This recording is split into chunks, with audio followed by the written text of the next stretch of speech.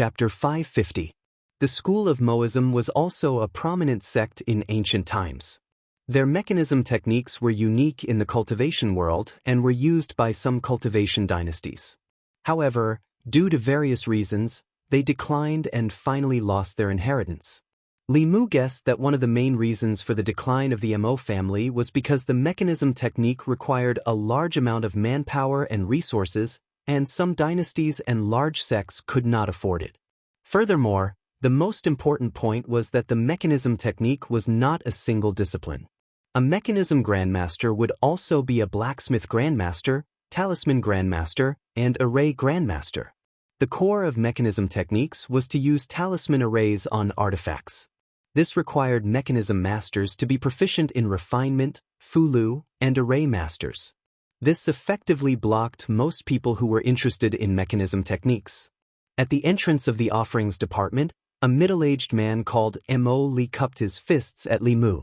"Greetings, Lord Li," Li Mu said. "You're welcome. Come in." Inside the offerings department, Li Mu asked Mo Li to sit down and asked someone to pour him a cup of tea. Then he asked, "How much do you know about the school of Moism's mechanism techniques?" Mo Li's expression was serious as he said in a low voice, "I am the only legitimate successor of the school of Moism. Although the school of Moism has declined, its inheritance is complete. I know all the mechanism techniques of the school of Moism. I just lack manpower, materials, and spiritual jades." Li Mu went straight to the point. "You want to revive the school of Moism?" It was not that he could guess Mo Li's thoughts. During the 100 schools of thought, every school wanted to be powerful and suppress the other schools. However, later on, Taoism became dominant and the other schools declined. The 6 sects of Taoism still wanted to be the leader of Taoism. As the successor of an ancient sect, who did not want to revive their own school and fulfill the wishes of their ancestors. Mo Li did not deny it. He asked, "Lord, are you willing to give me this opportunity?" Li Mu said, "Although the Great Zhou is large and does not lack resources, if the resources used to support the school of Moism are used to recruit experts, the strength of the offerings department may double. Therefore, you have to first convince me why I should give you these resources." If he wanted to obtain enough resources from the Great Zhou, he had to first demonstrate the value of these resources. Mo Li was already prepared. He took out a jade slip and handed it to Li Mu, saying, "This is a part of the Mo family's mechanical arts." Li Mu scanned the jade slip with his spiritual will, and the contents of the jade slip appeared in his mind. This part of the mechanical technique was in the form of blueprints. Li Mu, who had once been an engineering student, had no difficulty in understanding these blueprints. The reason why the school of Moism was so highly regarded during the dynasty was because, compared to the other 6 factions, the school of Moism could be transformed into a war machine. The puppets and magical equipment they created could carry out the combat ability of high-level human cultivators, if not better. Most of the magical equipment was designed in the same way as modern weapons. The blueprint of the school of Mo was not a secret. The secret was the talisman array engraved on it. Li Mu put down the jade slip and said, "If this is all, it is not enough." Mo Li was silent for a moment, then asked, "What else does the Great Zhou court want?" Li Mu pointed at a long cannon barrel and said, "The power of this thing is acceptable, but it can only fire one shot in a short period of time. It is not flexible enough. I need you to change it into a mechanism that can fire multiple shots." Mo Li thought for a moment, then said, "Changing the talisman array and adding more grooves for embedding spiritual jades is not difficult."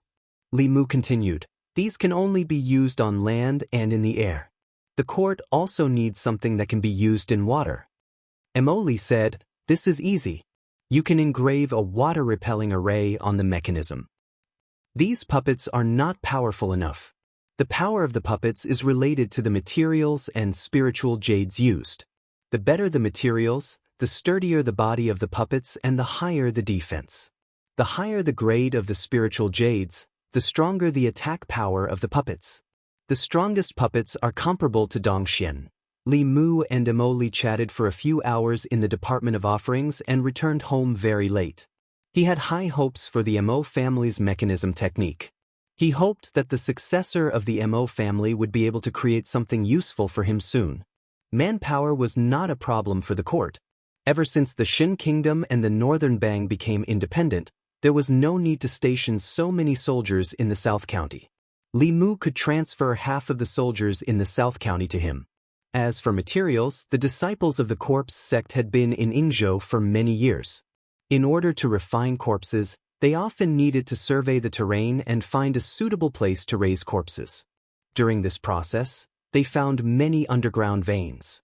Ores were the raw materials for refining Dharma treasures and mechanisms. The corpse sect was not good at these two things. The Fulu school and the court were not good at them either. Because they were far away in Yingzhou, it was difficult to mine and transport them. Li Mu had not touched them. The area of Yingzhou was not smaller than the Zhou continent. Who knew how many resources were buried deep underground? He simply asked Demoli to bring those people to Yingzhou to study mechanism techniques and dig for ores. If they could find a few spiritual jade veins, he would be really rich. Perhaps it could also solve the problem of his cultivation stagnation. His cultivation had been stuck at the peak of the fifth realm for a long time. Recently, it had not improved at all. Whether it was the psychic power or the spiritual jades that Li Mu absorbed, after the spiritual qi entered his body, it would not stay in his body. Instead, it would dissipate. He knew that he had encountered a real bottleneck. This kind of bottleneck could no longer be broken through by hard work. It required luck. Of course, if he could find a spiritual jade vein and use the spiritual qi of the entire vein to break through the bottleneck, it was very likely that he would break through the bottleneck. In this situation, it was useless for him to be anxious. He could only work on other aspects. For example, painting, body tempering, and learning the dragon language. After studying with Cheng Xian for a long time, Li Mu realized that although it was difficult to learn the dragon language, after learning it, it became easier and easier to learn. In the Dragon King's diary in his hand, there were only a few sentences that he could not understand and needed to consult Cheng Xian. Li Mu could already read the rest without any difficulties. He flipped to the last page of the diary. There was only one short sentence written on it. I heard that the women of Fusang country are naturally open-minded. If I have the chance, I must try.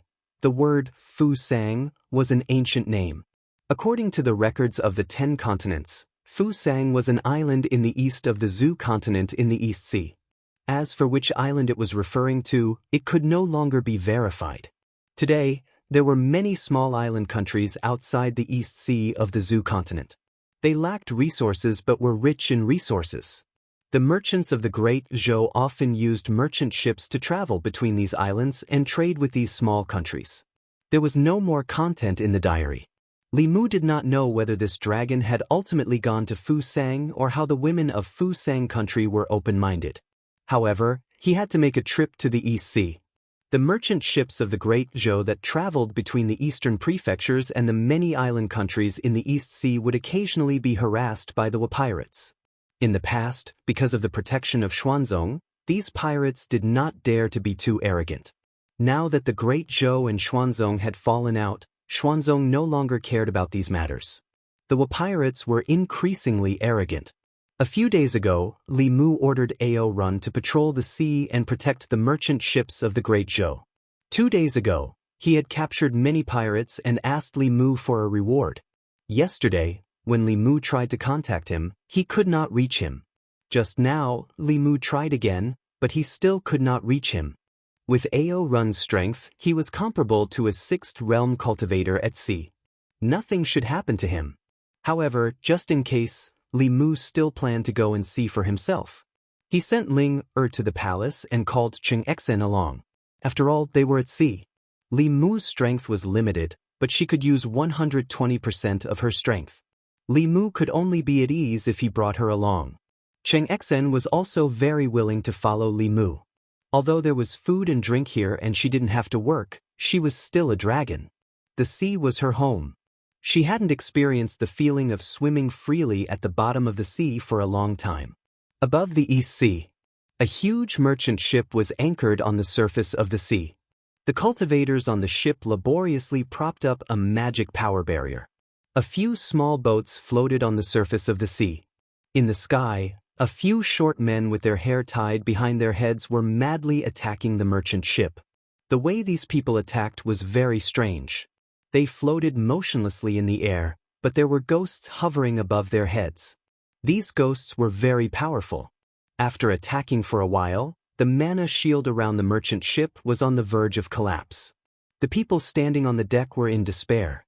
Not only were the Woka pirates strong, but they were also cruel. Every time they finished robbing the merchant ship, they would kill everyone on the ship. The fate of the women was even more tragic. The few women on the merchant ship were already thinking of committing suicide. Boom! The protective shield around the merchant ship was finally broken by the Woka pirates. A few of the Woka pirates let out excited cries as they flew towards the merchant ship. At this moment, there was a sudden change in the water. A huge pillar of water shot out from the bottom of the sea. A few men were hit by the pillar of water, and blood spurted out of their mouths. Then, the thick pillar of water split into a few water ropes and tied them up tightly.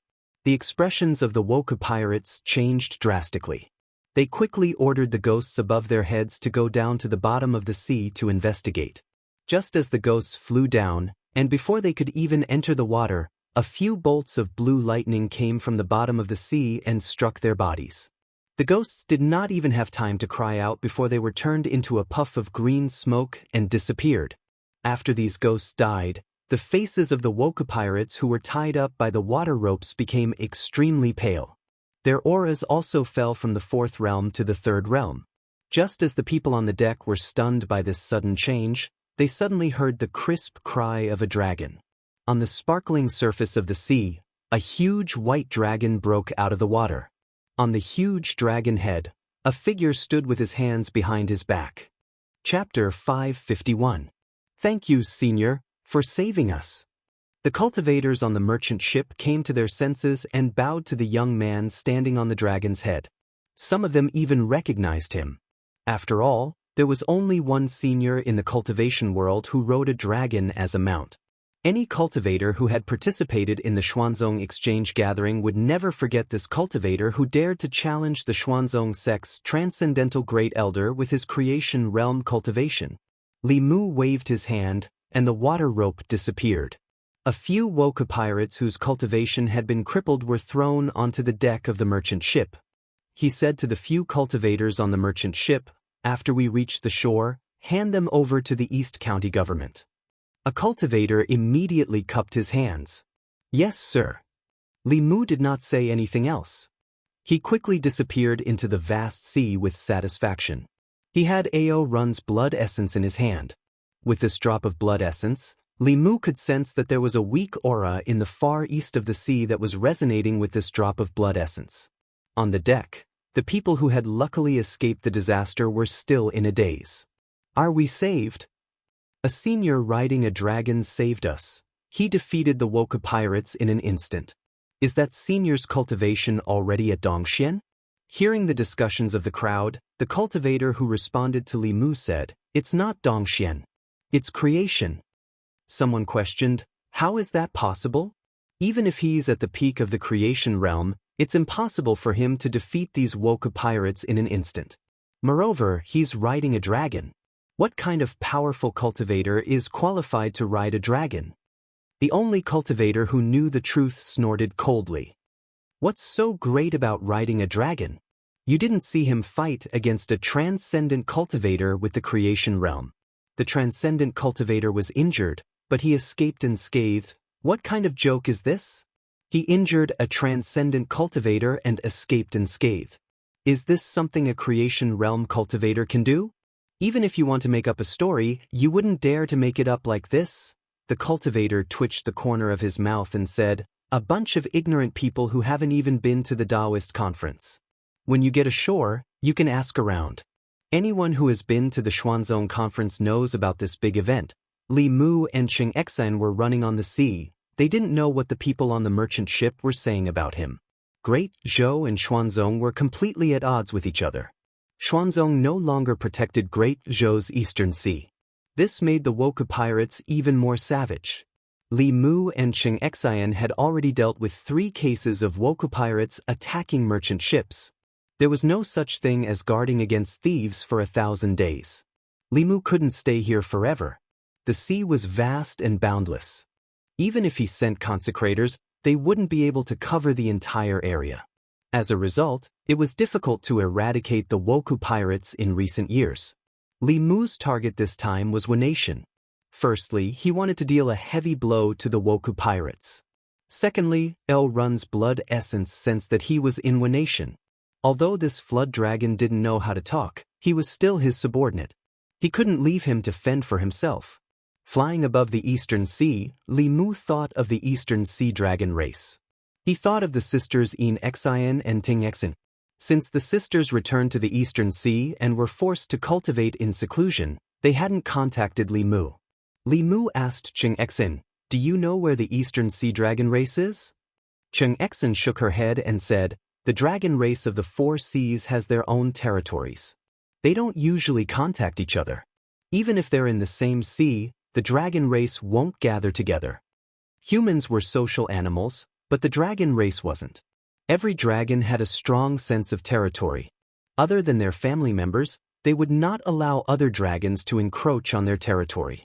Fortunately, the number of dragons was very small, and the sea was big enough. The vast and boundless seabed was enough for every dragon to have a large enough territory. He didn't know where Ting Xian's grandmother's house was. He could only wait for them to finish their seclusion before contacting her. Li Mu and Ting Xin flew east along the sea and soon saw a piece of land. Nation was an island country in the Eastern Sea.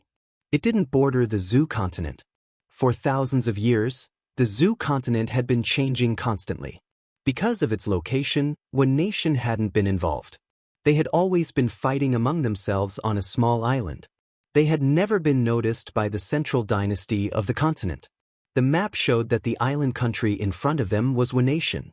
Li Mu asked Ting Xian to change back to her human form. The two of them flew to the territory of Nation. Nation was far away from the Zhou continent. Their customs were very different from the people of the Zhou continent. They wore strange clothes and had strange hairstyles. Even their way of cultivation was very different from the orthodox way of the Zhou continent. Nation cultivators were good at the way of ghost. They would often raise a ghost at the beginning of their cultivation. Then, they would use some kind of secret technique to connect the ghost with their soul. Usually, the ghost they raised would be stronger than them. This way, they could fight alongside the ghost when they fought. It sounded very similar to the system of the corpse sect. However, if the corpses refined by the disciples of the corpse sect were destroyed, the disciples of the corpse sect would not be affected. If the ghosts of the Nation cultivators died, they would also suffer a great backlash. When Li Mu attacked the Nation pirates for the first time, he searched the souls of several Nation pirates and understood the situation in Nation in detail. In Nation, the divine palace was the highest authority. Almost all Nation cultivators obeyed the orders of the divine palace. The pirates who plundered the resources of the merchant ships in the Eastern Sea were Nation cultivators sent by the divine palace. Nation lacked resources. They relied on robbing to satisfy the needs of the divine palace. The greatest enemies of the central dynasty of the Zhou continent had always been the realm of ghosts and the demon nation. The imperial court had never taken Nation's petty actions seriously. Li Mu had already figured out the strength of the divine palace. Other than a palace lord of the 6th realm and a dozen 5th realm heavenly priests, there were no other strong cultivators. In Nation, a group of palaces sat on top of a mountain covered in snow all year round. This was the Nation's divine palace. It was the holy land in the hearts of Nation's people and cultivators. At this moment, angry roars came from the underground of one of the palaces. "Damn it, let me go if you know what's good for you. Do you know who my master is? He's a devil who kills without batting an eye. When he comes, none of you will be able to escape. I'm telling you, if you anger him, you won't be able to rest in peace. He'll kill your souls and turn your corpses into zombies. You can wait for your deaths here." Run's shoulder blades were locked, and he kept cursing. However, the Nation cultivators guarding the dungeon couldn't understand him at all. They drank and ate raw fish and didn't even bother to look at him. Run's cultivation had been sealed.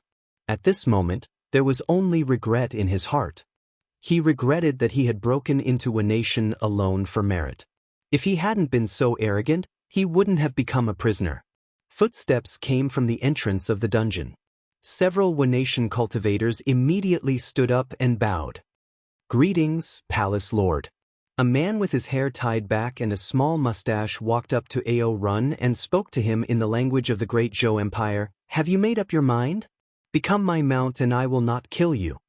Ao Run said coldly, "A dragon doesn't serve two masters. I already have a master. My master will come to save me soon. You'd better let me go now. When my master comes, it will be too late." The man smiled disdainfully. "Fine, I'll give you a chance to send a message to your master. When your master comes, I'll kill him. Then I'll be your only master." He took out a sound-transmitting magical instrument from Ao Run's arms and injected his spiritual power. But suddenly, the sound of something vibrating came into his ears. The man turned around and saw a man and a woman standing at the entrance of the dungeon. Chapter 552. Looking at the two figures in front of the underground palace, the palace master's pupils shrank. These two outsiders had come here silently without being discovered by the divine priests. Even the palace master did not notice anything. Ao Run's face showed surprise, and he shouted, "Master!" The palace master looked at Li Mu and found that he was only in the fifth realm. A sneer appeared on his face. He formed a seal with both hands, and a cloud of black gas came out of his body and turned into a giant dog with 3 heads. The 3 heads of the giant dog roared at Li Mu, and the body rushed toward Li Mu. The aura of this 3-headed dog was also in the 5th realm. Before Li Mu could make a move, Cheng Xian went up with 2 pitchforks. The dragon clan was comparable to the 4th realm of the human clan when they were born. Cheng Xian's cultivation was the same as Li Mu's. She had already reached the peak of the 5th realm. This 3-headed dog was no match for her at all. It was chased around by her, and in a short time, 2 of the 3 heads were cut off by her. Although the heads quickly regenerated, the aura of their bodies was obviously much weaker. Seeing this, a trace of anger appeared on the palace master's face. More black gas came out of his body, condensing into all kinds of ghosts, and rushed toward Cheng Xian. At the same time, his own figure also disappeared. Li Mu felt something. With the Qingxian sword in hand, he moved sideways and collided with the blade of another sword. A violent wave of mana burst out in all directions. The underground palace collapsed, and 2 figures flew out from the ground. Li Mu was not afraid in the face of Dao Chengzi, who was in the 7th realm, let alone the palace master who was only in the early 6th realm. Call the wind and summon the rain. Buddhist incantation of 9 words. Demon-slaying protection spell. Li Mu didn't even use Fulu to suppress the palace master of the divine palace of Wanation. The palace master didn't even have a chance to fight back. At this time, several divine priests in the palace were also alarmed.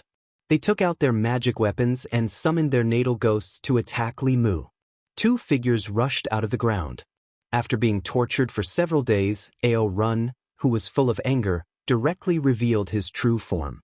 His huge body swept across, and several palaces were crushed, causing countless people in the divine palace to flee in panic. Cheng Xian and Ao Run were both members of the dragon race. Even when they were fighting against the heavenly officials who outnumbered them by several times, they were not at a disadvantage at all. On the other side, after the palace lord of the divine palace barely withstood nearly 100 thunderbolts, he was already in a sorry state. He no longer dared to underestimate the young man opposite him. He bit the tip of his tongue and swallowed a mouthful of blood essence. His lips trembled as if he was chanting some kind of spell. As his last syllable fell, a faint shadow flew out of his body. The shadow quickly solidified and turned into a giant snake with 8 heads, floating above his head. After the shadow flew out, the aura of the palace lord of the divine palace quickly weakened. In the end, he was only in the 5th realm. However, the pressure of this 8-headed snake was infinitely close to transcendence. No wonder the palace lord of the divine palace was so fearless. Without transcendence cultivation, there was really no way to deal with him. It was the first time Li Mu had seen such a strange way of cultivation. If the opponent was really in transcendence, he had no other choice but to ride Cheng Xen and run away. However, this snake was only a soul, and it had not reached transcendence. Li Mu put away the Qingxian sword and a whip appeared in his hand. The 8 heads of the giant snake opened their ghastly mouths and bit at Li Mu at the same time. Li Mu lashed out with the whip and whipped one of the tongues. The snake's head dimmed a little, and it actually spoke human language. It said in shock and anger, "Damn it, what kind of treasure is this? It can actually hurt me." Li Mu did not give the giant snake a chance. He formed a seal with one hand, and a small illusory sword appeared and circled around one of the snake's heads. The intellectual sword was unsheathed, and the snake's head was directly cut off. The snake roared and spat out black thunderbolts. These thunderbolts made Li Mu faintly feel a sense of danger. He covered his body with the law bell and continued to fight with the giant snake. Other supernatural powers could not hurt the snake. Only the god-beating whip and the intellectual sword in his hand could restrain the soul. With the law bell, the snake could not do anything to Li Mu. Instead, it was constantly weakened by Li Mu. In less than 15 minutes, 3 of the 8 snake heads were cut off. Li Mu did not intend to play with them anymore. He threw out a few Fulu cards, and the Divine Palace Lord, whose cultivation was only at the 5th realm, was drowned in thunderbolts. When the thunderbolts dissipated, there was nothing left. Li Mu released the law bell, which suddenly expanded and covered the giant snake. Then it quickly shrank. The giant snake scurried around in the bell, and its soul was compressed bit by bit. In the end, only a black soul ball was left. With the palace lord dead, the rest of the heavenly officials and members of the divine palace were in chaos. They wanted to escape, but a giant bell fell from the sky and trapped the entire divine palace. Everyone was like a turtle in a jar. They were extremely anxious, but there was nothing they could do. Li Mu clapped his hands and slowly descended. The strength of the Wen Nation's cultivation world was not weak. It was very difficult to destroy the divine palace without sending out 7th realm cultivators. It was no wonder that the chaos of the Wen Nation pirates had not been resolved after so long. Ao Run returned to his human form. He looked at Li Mu with snot and tears. He cried, "Master, you finally came to save me. You don't know how they tortured me." Li Mu threw him a bottle of healing elixir and said, "That's enough. Who told you to come here on your own? First, take control of the people in the divine palace." Although the palace lord of the divine palace was dead, the divine palace was still there. If Li Mu left like this, there would still be pirates causing trouble at sea. Before he left, he had to completely solve this problem. However, to Li Mu's surprise, after seeing that the palace lord had been killed, the cultivators in the divine palace had no intention of avenging him. After a while of chaos, they all knelt down and begged for mercy, willing to serve Li Mu as their new master. Li Mu was not interested in being the master of the Wen Nation. He let Ao Run take full charge of these people. He took Cheng Xian and searched here. The result of the search disappointed Li Mu. The palace lord of the divine palace, who was in charge of a country, was very poor. Not only did he not have a decent magic weapon, but Li Mu also searched the entire divine palace and only found a few spiritual jades, which were not enough to make up for his Fulu loss. After searching the last palace, Li Mu walked out and saw Cheng Xen standing in the yard, looking at the ground in confusion. Li Mu stepped forward and asked, "What's wrong?" Cheng Xen stared at the ground and said, "There seems to be something underground." Li Mu released his divine thoughts and felt it, but he didn't find anything strange. However, Cheng Xen was a dragon, so she wouldn't have strange feelings for no reason. Perhaps the palace lord of the divine palace had hidden the treasure underground. Li Mu had an idea and said, "Why don't we go down and have a look?" The two of them dived into the ground with the earth escape skill and sank down thousands of feet. There were only rocks around them. Just as Li Mu was about to give up, Cheng Xen said firmly, "I feel it. There must be something down there." Since she was so sure, Li Mu continued to sink down thousands of feet. When he sank down to more than 10,000 feet, the pressure around him suddenly decreased greatly. The surrounding rocks were gone. This seemed to be an underground cave. It was dark underground, and nothing could be seen.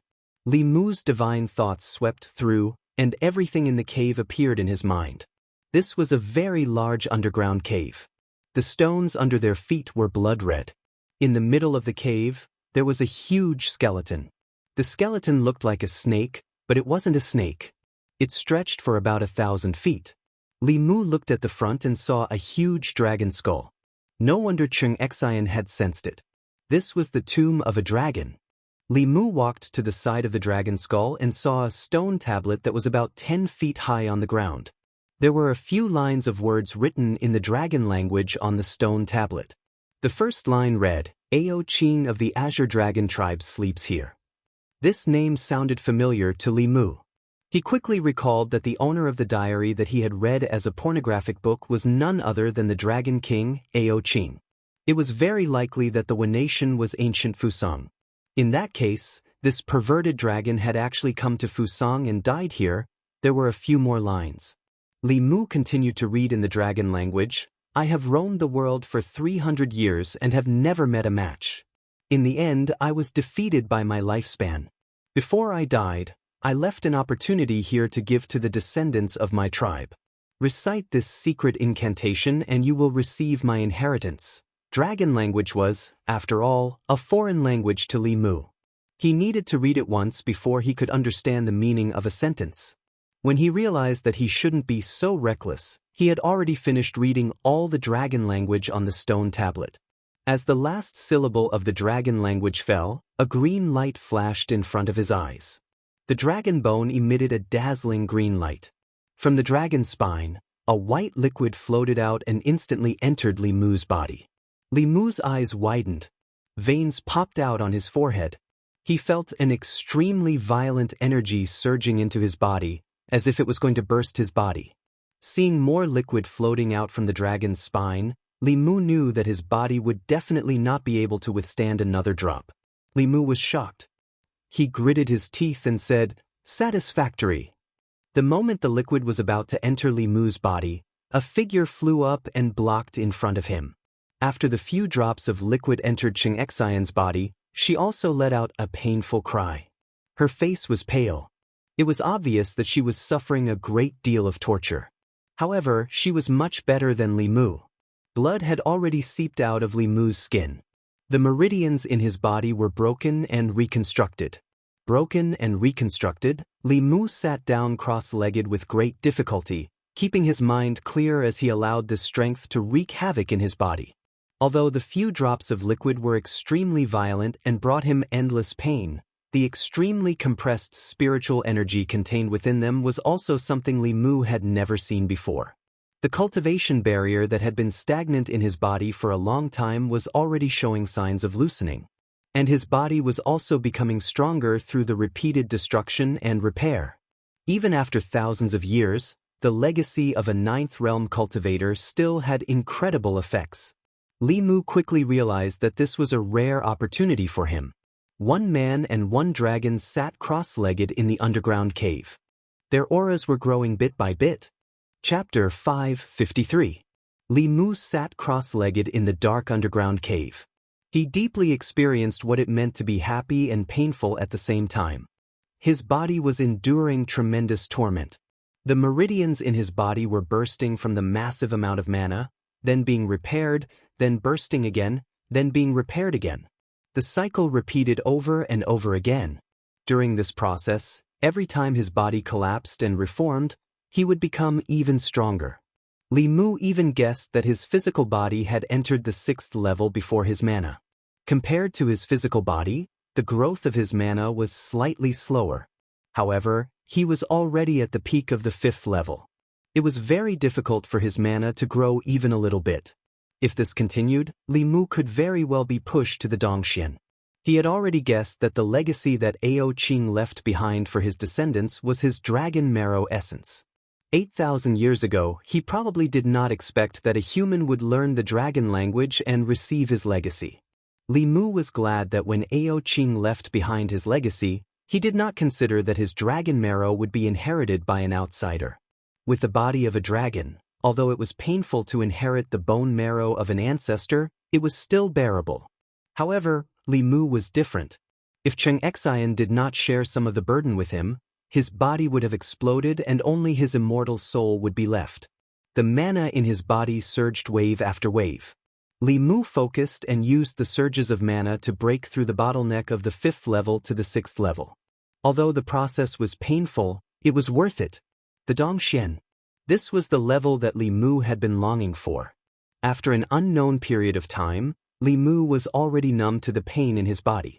Even his consciousness became blurry. He only attacked the bottleneck mechanically. It was like there was a wall in front of him. Li Mu slammed into the wall again and again. After he was bounced off, he slammed into it again. Boom. Until one day, when he gathered enough magic power and once again slammed into the impenetrable wall, he was not bounced back. The high wall that had blocked him countless times suddenly collapsed. Li Mu opened his eyes.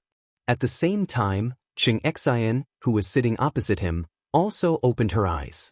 She looked the same as before, but the dragon horn on her head seemed to have become more transparent. Ao Qing's inheritance allowed the human and dragon to ascend to the 6th realm at the same time. Li Mu looked at Cheng Xian, and Cheng Xian also looked at Li Mu. Li Mu suddenly felt that this little female dragon had delicate features, and had an impulse to push her to the ground. As soon as this thought arose, Li Mu was shocked.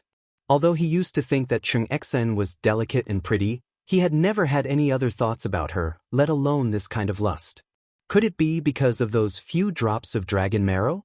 After absorbing a few drops of dragon marrow, his body had naturally acquired some of the dragon's habits. Dragons were lustful by nature, and Dragon King Ao Qing was even more lustful throughout his life. Even Li Mu had to admit defeat in front of him. Li Mu did not want to become a creature that only thought with the lower half of his body. He forcefully suppressed the evil thoughts in his heart. However, at this moment, Cheng Xian, who was staring straight at Li Mu, stuck out her tongue and licked her lips. Then she swallowed. She was a dragon to begin with. When she was inexperienced, she naturally did not have any other thoughts. However, those few drops of Dragon King Ao Qing's bone marrow not only raised her cultivation by a large realm, but also stimulated her dragon's nature. Li Mu looked at her and said seriously, "Cheng Xian, calm down, calm down." Cheng Xian came back to her senses. Her face reddened, and she immediately looked away, not daring to look at Li Mu again. Li Mu stood up with his back bent, and used a few pearls to illuminate the entire underground cave. After the bone marrow left the skeleton, the Dragon King's huge skeleton turned to dust. Li Mu collected these ashes without wasting a single one. These were essential materials for writing high-level Fulu. The ashes of a 9th realm cultivator contained spiritual qi that did not dissipate. They could be used to write saint-level Fulu directly. Then, Li Mu looked at the stones on the ground. The stones around the cave were all gray. Only the stones under their feet were red, and they were as red as blood. These ordinary stones had been soaked in dragon blood for nearly 10,000 years. They had long become indestructible treasures, and were perfect for refining artifacts. Li Mu cut the area soaked in dragon blood with his flying sword, and moved the entire area into the Fey Emperor's space. Then his eyes looked elsewhere. This was the tomb that Ao Qing had prepared for herself. There were not many things in the tomb. Other than dragon bones and dragon blood stones, there were only a few artifacts left. On a platform at the end of the cave, there was a spear and a book. The book seemed to be made of the same material as the diary in Li Mu's hands. After nearly 10,000 years, it was still in good condition. Li Mu used a whirlwind technique to remove the dust on the book. He flipped to a page and saw the picture of a naked man and woman. Cheng Xian, who had curiously looked over, immediately blushed. Li Mu walked to the side and said, "Children shouldn't look at it." He flipped through a few more pages and found that what was recorded in the book was a dual cultivation technique. Dragon King Ao Qing had cultivated the great Tao of dual cultivation. Li Mu put the book away. A top-grade dual cultivation technique would be useful to him in the future. Then he looked at the spear. After 8,000 years, the spear had already lost its luster.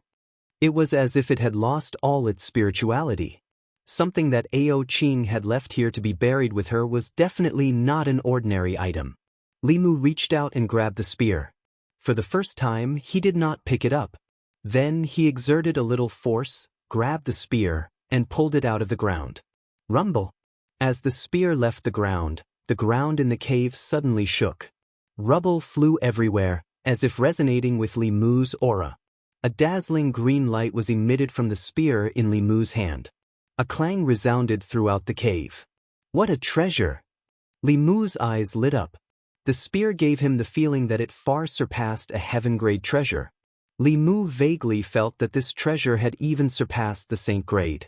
He just didn't know which was more powerful, it or the Dao Bell. In the end, Li Mu could not bear to let the spear touch the Dao Bell. Although Ling could already exist independently of the bell, if something happened to the bell, he would not be able to explain it to his family. After putting away the spear, the underground cave was empty. Li Mu and Cheng Exan returned to the surface. He had just entered the 6th realm and still had many things to do. With his 5th realm cultivation, he could only use the 7 words mantra. Li Mu's intuition told him that he could now completely master the 9 words mantra. Li Mu formed a seal with one hand and said in his heart, "Forward." His body disappeared on the spot, and Ao Run, who was standing not far away and watching the show, appeared where Li Mu was. Li Mu stood where Ao Run was and looked at the stunned Ao Run in front of him. He said in a low voice, "What a good shadow shift." He had never heard of this kind of magical power before. During a battle, if he switched places with his opponent after they used their magical power, wouldn't his opponent die under his own magical power? Of course, this technique had its limitations. When Li Mu used this technique again and switched places with Cheng Exan, she did not appear where Li Mu was. Instead, she was slightly offset. It seemed that this technique was difficult to use accurately on opponents who were similar or stronger than him. Even so, in a head-on battle, this magical power would definitely give his opponent a headache. Then, Li Mu changed his hand seal again and said in a low voice, "Okay." He felt something and took a step forward. In the next moment, Li Mu floated above the East Sea and looked into the distance. The Wen Nation had become a line. He took another step and appeared in the Divine Palace again. With his level 6 cultivation, even level 7 cultivators would not be able to catch up to him. Ao Run and Cheng Exan stood behind Li Mu. They felt that this figure was even more unfathomable. Feeling the call of the sea, Li Mu took another step and disappeared again. This time he jumped into the sea. He did not chant the water avoidance spell, nor did he use any Fulu Dharma treasures. In the past, Li Mu would feel a lot of obstacles in the water. Now, in the sea, he felt like he was home. Not only did his magical power not stagnate, but it also flowed more smoothly. After refining the few drops of dragon marrow, he clearly had the ability of the water tribe. In other words, he had inherited the ability of Dragon King Ao Qing. Li Mu seemed to have thought of something. He took out the heavenly book of the Dragon Clan and scanned it with his divine consciousness. This time, he did not encounter any obstacles and immediately appeared in a strange space. In the familiar fog, Li Mu sat cross-legged and chanted the mind-clearing spell skillfully. In Ao Qing's diary, he said that the heavenly book of the Dragon Clan contained a huge secret. Li Mu really wanted to know what the secret was. After chanting the mind-clearing spell countless times, Li Mu opened his eyes. The fog in front of him had disappeared. Giant beasts. He saw countless giant beasts again. These giant beasts emitted a terrifying aura and were wreaking havoc on the ground.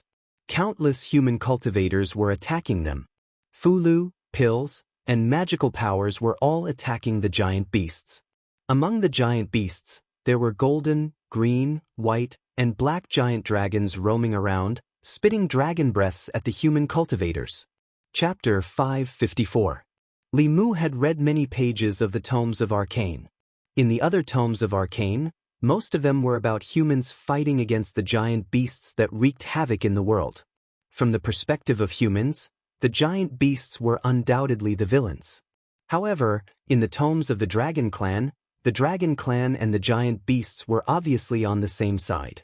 They helped the giant beasts deal with the human cultivators, and countless human cultivators were killed by the Dragon Clan. According to the contents of those pages of the Tomes of Arcane, Li Mu already had some speculations about history. In ancient times or even longer ago, there were more than two races on the continent, humans and demons. At that time, the giant beasts were the overlords of the continent. Later, in the long battle, the giant beasts were defeated and disappeared in the long river of time. The human and demon races began to appear on the stage of history and had been developing and growing to this day. Li Mu had always found it strange. Whether it was humans or demons, when they were just born and had not been exposed to cultivation, they were very weak. Only the dragon clan was comparable to the fourth realm of the two races when they were born. Perhaps, the dragon clan and those giant beasts were the same type of existence. Li Mu did not know what happened later, but the giant beasts in the tomes of Arcane had long disappeared in the current 10 continents and 3 islands. Only a small number of the dragon clan still existed, but they could only hide in the vast sea and could not touch the land. This was the great secret that Ao Qing mentioned in his diary. Once the contents of this tomes of Arcane were leaked, the dragon clan would no longer be the divine beasts in people's hearts, but would be reduced to a class of demonic beasts. No matter how it was in the past, at least now, the dragon clan and the human race could be said to live in harmony and did not invade each other. Ao Qing sealed this tomes of Arcane because he did not want this secret to be leaked. In today's world, perhaps only Li Mu and Cheng Xian, who had received his inheritance at the same time, could comprehend this tomes of Arcane. Li Mu originally planned to let Cheng Xian try to comprehend it, but after reading the contents of the tomes of Arcane, he changed his mind. This secret could easily cause conflict between the two races. He would teach her the magical power of the dragon clan in the tomes of Arcane after he comprehended it himself. In a short while, Ao Run had already incorporated the entire divine palace. Although his strength was average, he was talkative and unlikable. He was still reliable in doing such chores. The palace lord of the divine palace was dead, but there were still many cultivators in Wanation. The resources here were scarce. If one wanted to develop, the simplest way was to plunder. That was why the pirates had developed. If Li Mu left, the divine palace would have a new palace lord sooner or later, and the problem of pirates would still exist. Li Mu's goal was to control the divine palace and thus the neon cultivators. He had ordered the priests to hand over their soul blood to Ao Run. From now on, Ao Run could live in Wanation with his wives and concubines for a long time. While living a carefree life, he could also watch over the Great Zhou. Although Li Mu was the one who caught Cheng Xian for the Empress was always in the Immortal's capital and did not go out. So most of the time, it was still Li Mu who rode her. Now that Li Mu's cultivation had entered the 6th level and he had grasped the ability to shrink the earth into an inch, he naturally didn't need any mounts. Ao Run was very excited when he heard this. He said uncertainly, "Master, you really want me to stay here?" Li Mu said lightly, "You watch over this place for me. If there are more neon pirates on the East Sea in the future, you will guard the South Lake alone." Ao Run patted his chest and promised, "Master, don't worry. If anyone dares to be a pirate here, I will cut off his head." Li Mu said, "Okay, rest for a day. Tomorrow we will return to the Great Zhou." The priests tried their best to please the new master of the divine palace. Not only did they arrange a grand banquet, but the dancers at the banquet were all dressed scantily and danced boldly. The neon women were indeed more open-minded than the traditional women in the Great Zhou. More importantly, after his cultivation had improved, Li Mu found that his resistance to certain kinds of temptation had decreased a lot. It seemed that he still needed some time to completely get rid of Ao Qing's influence. Early the next morning, Li Mu set off on his journey back. Ao Run also followed him. After returning to the East County, he would take his wives and concubines to Neon and guard there. When Li Mu returned to Shendu, Lu Hanyan and Li Qing had already returned to Mount Baiyun. Wan Wan was also taken by her. Only Xiaobai stayed at home to wait for Li Mu. Xian Jizi and Jaitson's dual cultivation ceremony was about to be held at Mount Baiyun. One of them was the head of Fulu School, while the other was an elder of the Danding sect. Becoming Dao companions was a major event for the entire Dao sect. Fulu School had already sent out invitations to invite fellow Daoists in the cultivation world to participate in this ceremony. For a large sect like this, Even if it was just the union of ordinary elders, there would be a deeper meaning behind it. What's more, the head of a sect and the elder of a sect were two seventh realm cultivators. This undoubtedly meant that from now on, Fulu school and the Danding sect would become an inseparable alliance. Previously, there was the falling out between Fulu school and Xuanzong. Later, there was the marriage alliance between Fulu school and the Danding sect. This might be the first great change in the Dao sect in the past 100 years. The imperial court and Fulu school worked closely together. Therefore, Mr. Mei would represent the empress at this ceremony. Li Mu would go back with her. The market outside Chengdu had been opened one after another. Li Mu named it Wishing Lane. He hoped that the cultivators who came here would be able to choose treasures that they liked. As soon as the exchange meeting in Xuanzong ended, the cultivators of Zhu province all rushed to Chengdu for one thing. Xuanzong was located in the Eastern Sea. It was an extremely remote location. Many cultivators happened to pass by Chengdu on their way back. For another, some individual cultivators and aristocratic families earned spiritual jades in Xuanzong so that it would be easier for them to buy the cultivation resources they needed. The Great Zhou court only took 10% of the spiritual jades from the merchants in the market. This directly lowered the price of the goods. Moreover, Wishing Lane had just opened. Almost every shop had a discount. It attracted not only the cultivators of Xuanzong's exchange meeting, but also many cultivators of the Great Zhou from other prefectures.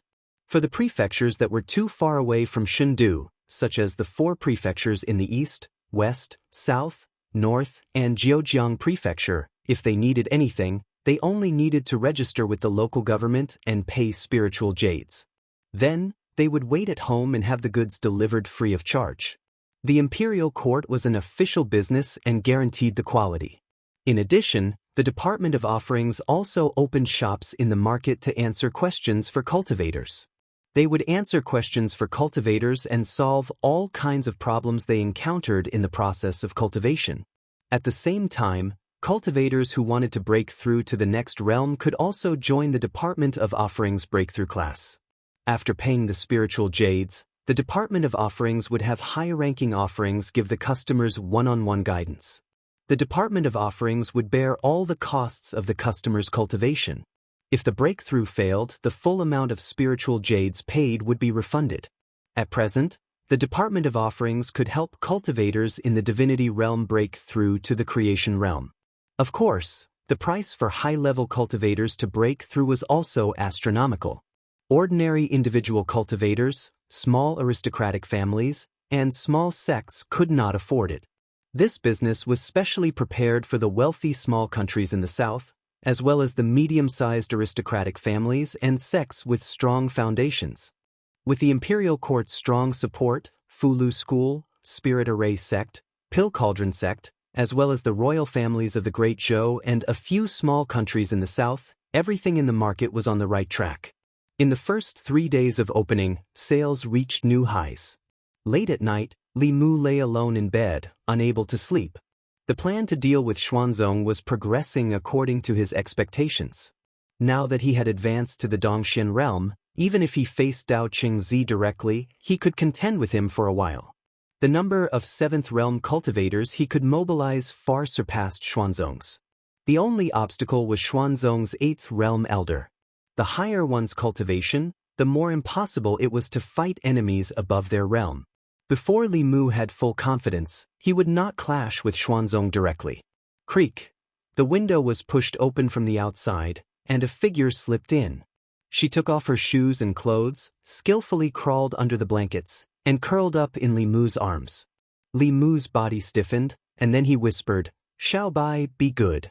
Go back to your room and sleep tonight." He still could not shake off the influence of the dragon's nature on his body. With such a little vixen in his arms, he had to recite the clear heart mantra for the entire night.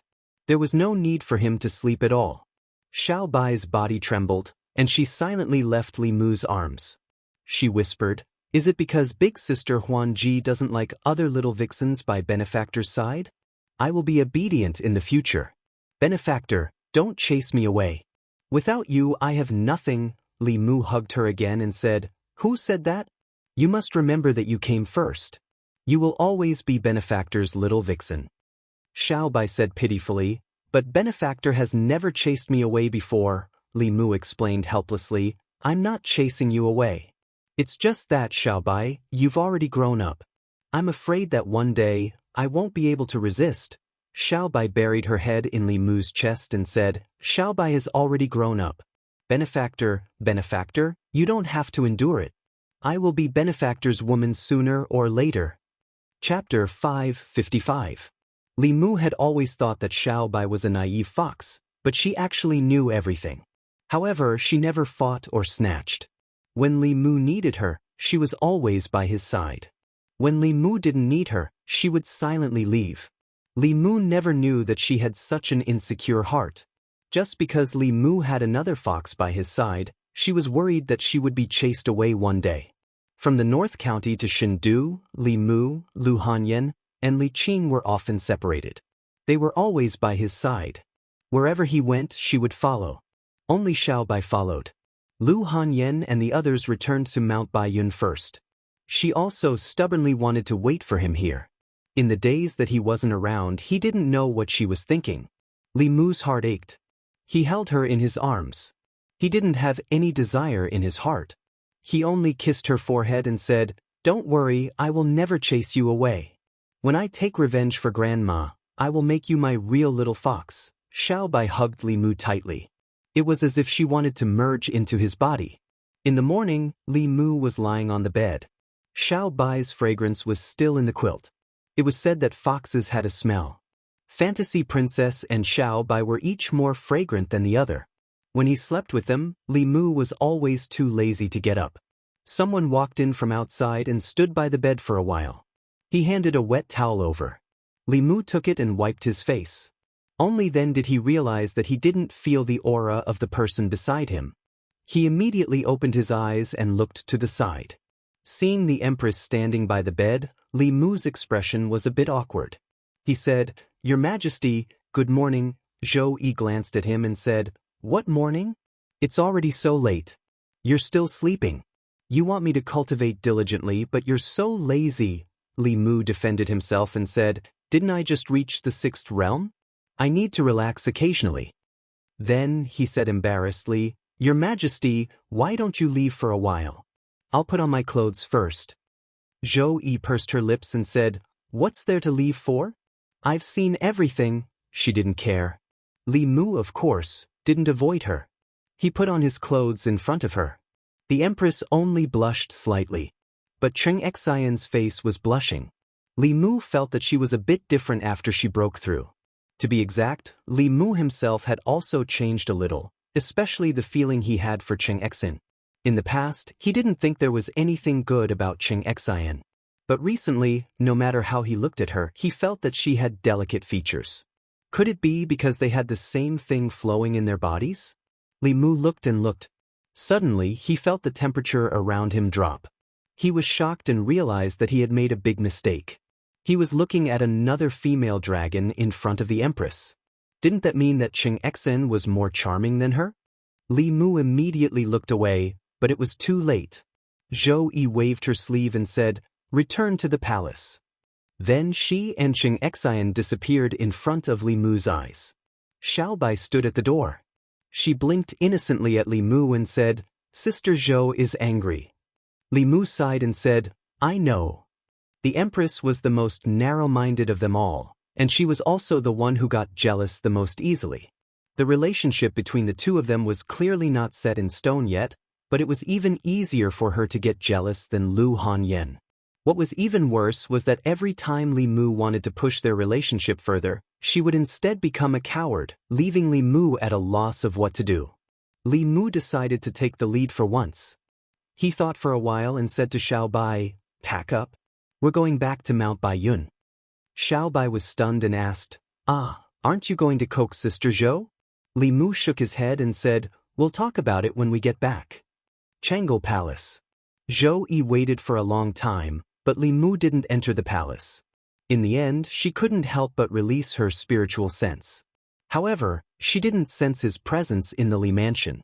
Not only the Li Mansion, but also the entire Luoyang. She returned to the Li mansion and asked a rabbit demon servant, "Where's Li Mu?"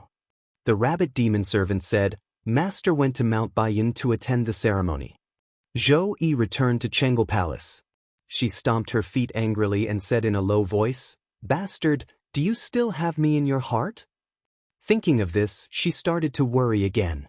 Although in Li Mu's dreams, she often saw the two of them holding hands as they strolled around the fairy's capital, but some things were not said face to face, so it was still a little lacking. Could it be that every time Li Mu took the initiative, her avoidance and dodging made him sad and disappointed? Zhou Yi paced around the hall, her expression alternating between joy and worry.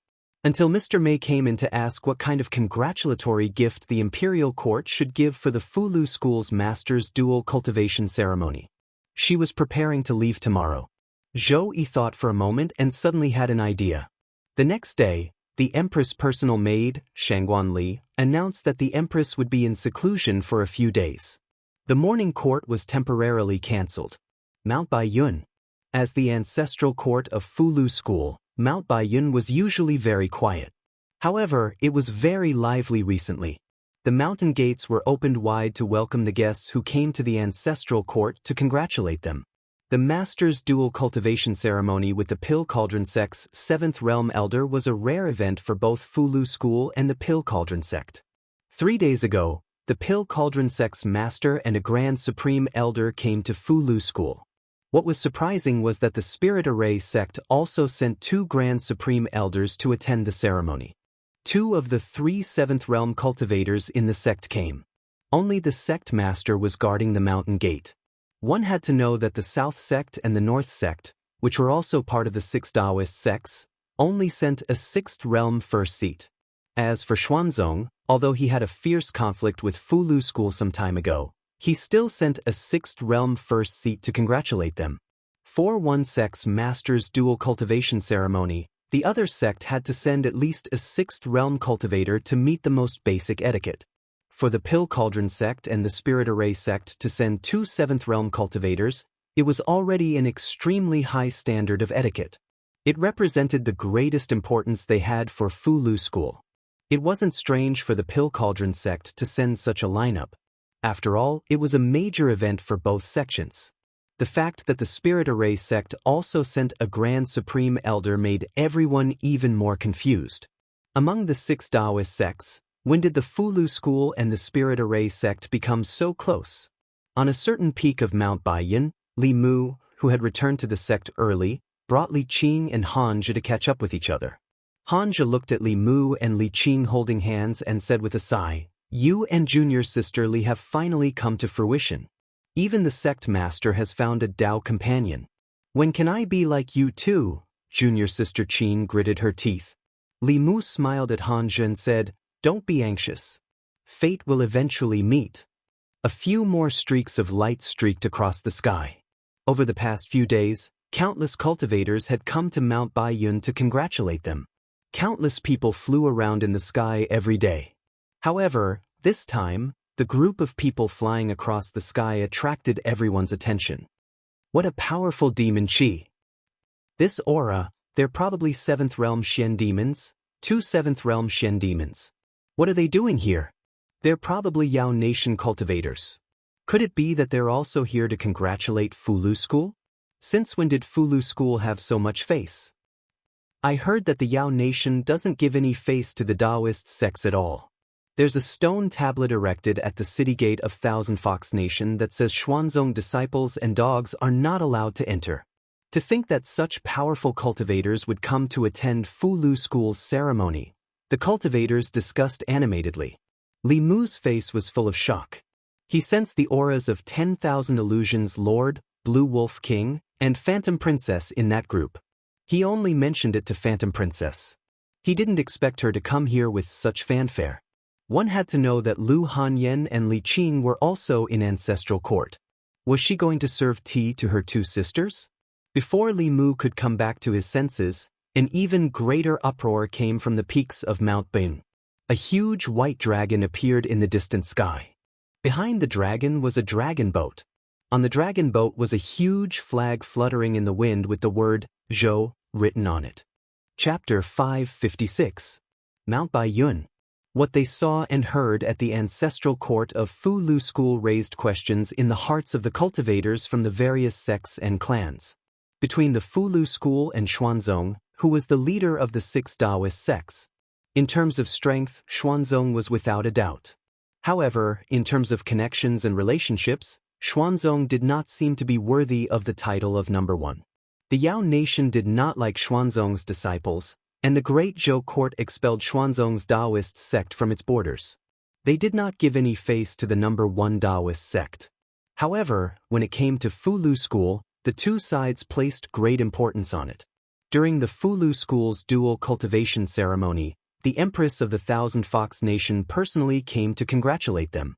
The arrival of the 2 Seventh Realm Demon Kings, Lord of Illusions and Blue Wolf King, gave Fu Lu School plenty of face. As for the Empress of the Great Zhou, she also sent a female official to Mount Baiyun on a dragon to deliver a generous gift.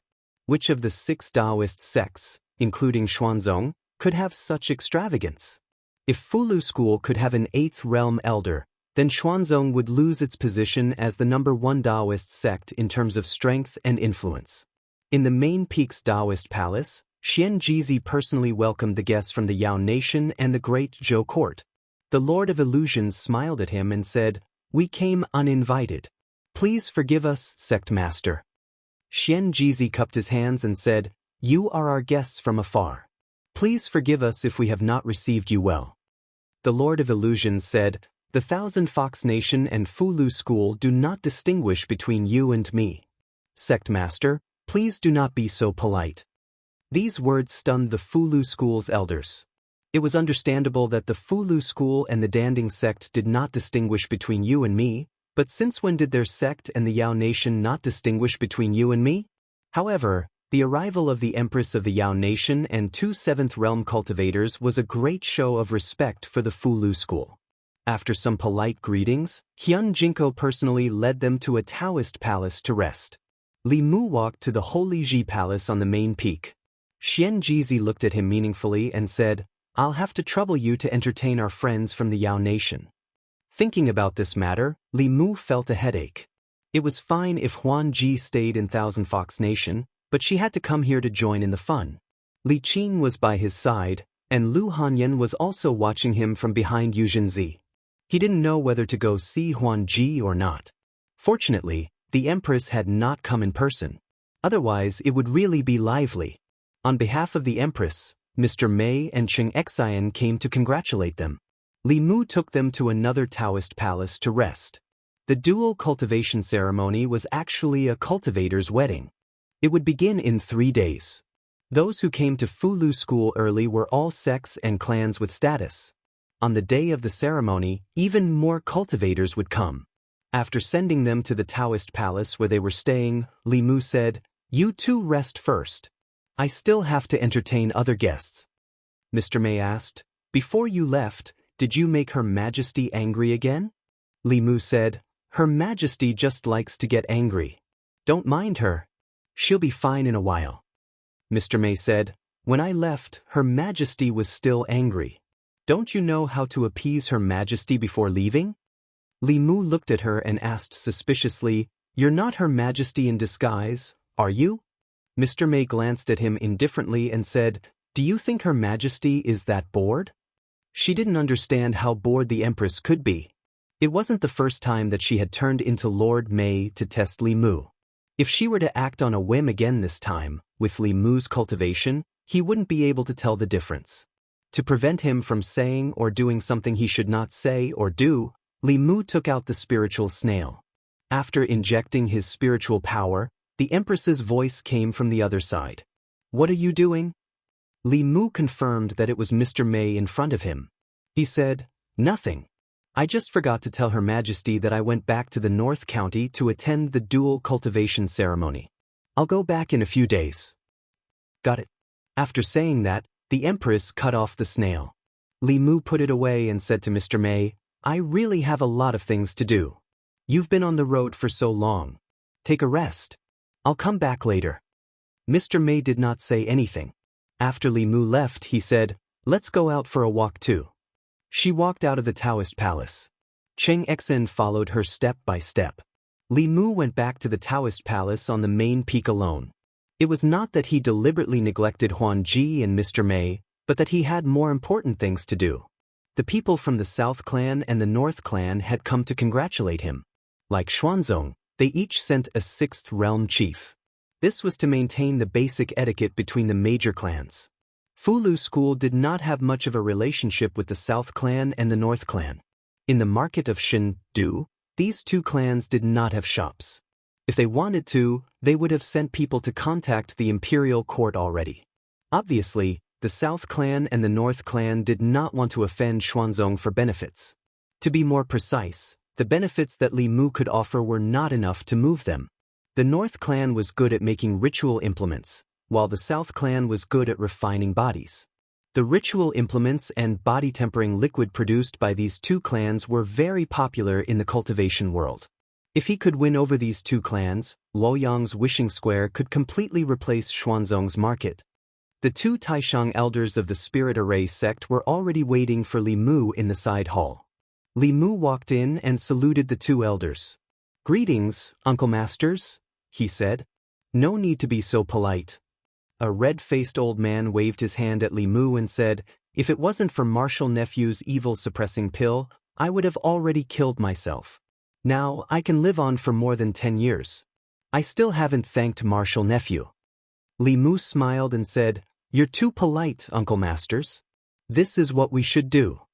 After exchanging a few pleasantries, the red-faced old man finally cut to the chase. He stretched out his hand and a simple page appeared in front of him.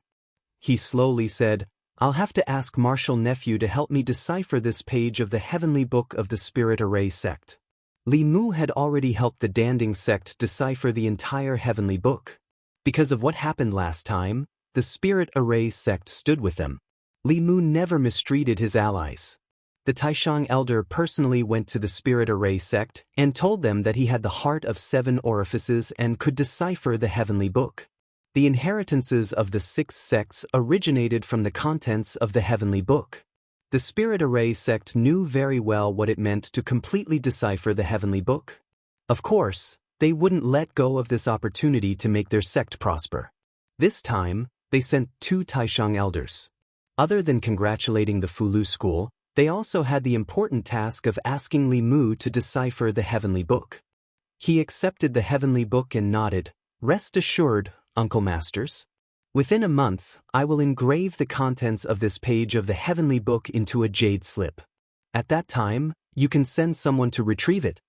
After accepting the Heavenly Book, he left the side hall. In another part of the Dao Palace, several figures gathered together with puzzled expressions. One of them looked at Guang Yuanzi of the Spirit Array sect and asked, "Since when did your Spirit Array sect have such a close relationship with the Fulu school? This time, you actually sent 2 Taishang elders." Guang Yuanzi smiled and said, "Not long ago, Uncle Master entered the demonic path. If it weren't for the help of the Fulu school, our Spirit Array sect would have lost a Taishang elder. Naturally, we have to repay the kindness." Everyone had heard about the Spirit Array sect. If the Fulu school had done such a great favor for the Spirit Array sect, the Spirit Array sect's actions wouldn't be so surprising. Only Xuanzong's Miao Xuanzi looked unhappy. After hearing Guang Yuanzi's words, he didn't say a word and left. After Miao Xuanzi left, the person who spoke just now said to Guang Yuanzi, "Is the Spirit Array sect going to stand on the Fulu school's side and oppose Xuanzong because of this?" Guang Yuanzi revealed a mysterious expression and said lightly, "Of course, it's not just because of this." The North sect's first seat was even more puzzled. "Is there some other secret behind this?" Guang Yuanzi smiled and said, "This is the sect's secret. Please forgive me for not saying more." After saying this, he also turned and left, leaving behind the North and South sect's first seats who were full of doubts. One of them stroked the short beard on his chin and said in a deep voice, "That's not right. Guang Yuanzi must be hiding something from us. If there weren't enough benefits, why would the Spirit Array sect stand on the Fulu school's side?" The other person thought for a while and shook his head. "But I still don't understand. How many benefits could the Fulu school give the Spirit Array sect to make them not hesitate to oppose Xuanzong? What is the secret that Guang Yuanzi spoke of? He was puzzled. He quickly caught up with Guang Yuanzi and asked, "Don't keep us in suspense. With the relationship between our two sects, what kind of secret is there that can't be said?" The Spirit Array sect and the North sect did have a close relationship. This was because many of the Spirit Array sect's high-level formation flags were refined by the North sect. The magic treasures refined by the North sect also had to be inscribed with formation patterns by the Spirit Array sect to increase their power. Guang Yuanzi looked at this person and shook his head. "Senior brother Dong Yunzi, it's not that I don't want to tell you, but the sect master has told me that this matter is of great importance and cannot be spread. If I tell you, wouldn't I be violating the sect's rules? Senior brother, please don't make things difficult for me." Dong Yunzi was full of doubts, but Guang Yuanzi was unwilling to say more. Just as he was about to give up, Guang Yuanzi changed his tone and said, "Forget it. We have been brothers for decades. Although junior brother can't reveal the sect's secret, I can remind senior brother, so that you don't ruin the sect's future because of a momentary mistake." Guang Yuanzi said it as if it was true. He even used the words "ruin the sect's future." Looking at his appearance, it didn't seem like he was exaggerating. Dong Yunzi's expression immediately became serious. At this time, Guang Yuanzi moved closer to his ear and whispered, "Junior brother Ling Jizi of the Fulu school has the heart of 7 orifices." He looked at Dong Yunzi and said, "Junior brother can only tell senior brother this much. If I say more, I'm afraid the sect master will blame me." After saying that, he flew up and left completely. Ling Wuxia of the South sect walked forward and frowned. "What kind of reminder is this? Ling Jizi has the heart of 7 orifices. It's good for the Fulu school. What does it have to do with our sect?" Dong Yunzi also didn't understand the mystery. He only knew that the heart of 7 orifices was an extremely rare constitution. Cultivators with this kind of constitution, although it didn't help their cultivation, had extraordinary talent in writing talismans and alchemy.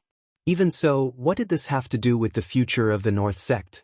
However, he believed that Guang Yuanzi wouldn't tell him this for no reason. After hesitating for a while, he immediately used a magic tool to send a message to the sect master. At the same time, Ling Wuxia also sent the news back to the South sect. North sect?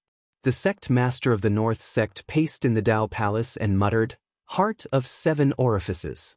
The Fulu school has really picked up a treasure. It's said that people with this kind of constitution can multitask. The success rate of writing talismans is several times higher than people with other constitutions. No wonder they have written so many saint-level Fulu books in the past 2 years. It should have something to do with Ling Jizi." A grand elder of the North sect thought for a moment and said indifferently, "What does this have to do with the Spirit Array sect? Is the heart of 7 orifices of the Fulu school worth offending Xuanzong?" The two of them looked at each other and thought of the same thing at the same time. Their expressions changed and they blurted out, "Heavenly book." 15 minutes later, a stream of light flew out of the North sect's mountain gate and headed straight for Baiyun Mountain. South sect? After Ling Wuxia's news was sent back, a few cries of surprise came from the Dao Palace on an inverted mountain peak. Heart of 7 orifices. Grandmaster once said that people with this kind of constitution must be recruited into the sect at all costs. The most important use of the heart of 7 orifices is not talisman writing or alchemy, but to decipher the heavenly book. No wonder the Pill Cauldron sect and the Spirit Array sect are so anxious to tie themselves to the Fulu school. They must have benefited greatly from it. Not long after, an extremely powerful aura flew out of the South sect's ancestral court and streaked across the sky, disappearing into the northern horizon. Baiyun Mountain. After the Spirit Array sect, the South sect and the North sect each sent a grand elder to the Fulu school's dual cultivation ceremony. In this way, other than Xuanzong, the other 4 sects of the Dao sect had given the Fulu school enough face. This made the cultivators who did not know the situation suspect that the position of the leader of the Dao sect had been transferred from Xuanzong to the Fulu school. Li Mu immediately sensed the auras of the 2 7th realm cultivators. This meant that he had used Guanjiwanzi as bait, and the fish he wanted to catch had already taken the bait. Although the 6 Dao sects were nominally led by Xuanzong, which little brother did not want to be the big brother? If the heavenly books of the Fulu school, the Pill Cauldron sect, and the Spirit Array sect were completely deciphered, perhaps Xuanzong, who had an 8th realm cultivator, could continue its glory for a few more decades before that cultivator's lifespan ran out. However, the South sect and the North sect would soon be pulled apart by these 3 sects, and would be left further and further behind. The cultivators of these 2 sects would not fail to see the pros and cons of this. Continuing to be Xuanzong's little brother or developing their own sects was a choice that did not need to be considered at all. Li Mu did not need to do anything now. The South sect and the North sect would come to him and beg him to do it. He stood at the peak of the main peak, and an aura quickly approached him from behind. Huan Ji flew to his side and snorted coldly, saying, "If I don't come to you, you won't come to me, right?" Li Mu turned around and looked around. He asked softly, "Why are you here? Why can't I be here?" Huan Ji glared at him and asked, "You are my man, so your senior brother is my senior brother. Or are you trying to deny it after putting on your clothes?" Li Mu said helplessly, "I didn't." Huan Ji finally smiled and jumped into Li Mu's arms. She said, "I missed you." This was the main peak, and there were many people here.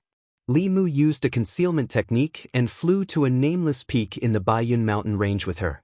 Huan Ji looked around and said with a red face, "You bad guy, don't tell me you want to." Li Mu looked at the soft grass under his feet and was stunned for a moment. Just as he was about to speak, he saw 2 figures walking out from the mountain path in front of him. Li Mu and Mr. Mei looked at each other, and the atmosphere suddenly became very awkward. Mr. Mei looked at Li Mu and then at Huan Ji, who was beside Li Mu. A layer of frost suddenly formed on the ground within 1,000 feet radius. Chapter 557. Huan Ji didn't understand. She looked at Mr. Mei and frowned. "Why are you here again?" Li Mu looked at Mr. Mei and Cheng Exen, then looked at the frost on the ground. After a moment of silence, he said to Huan Ji, "You go back first. I'll find you later." Huan Ji said unhappily, "Why? I just found you." Li Mu said, "Be a good girl." After a moment of silence, Huan Ji said, "Okay, I'll wait for you in the room." She glanced at Mr. Mei and Cheng Exen, then flew to the Taoist palace on the main peak alone. Li Mu walked to Mr. Mei and sighed. "Your Majesty, what are you?" He had confirmed it with the conch. If the one standing in front of him was the Empress, then who was on the other side of the conch? Did she predict his prediction and make preparations in advance? Mr. Mei's face was full of frost and his tone was calm.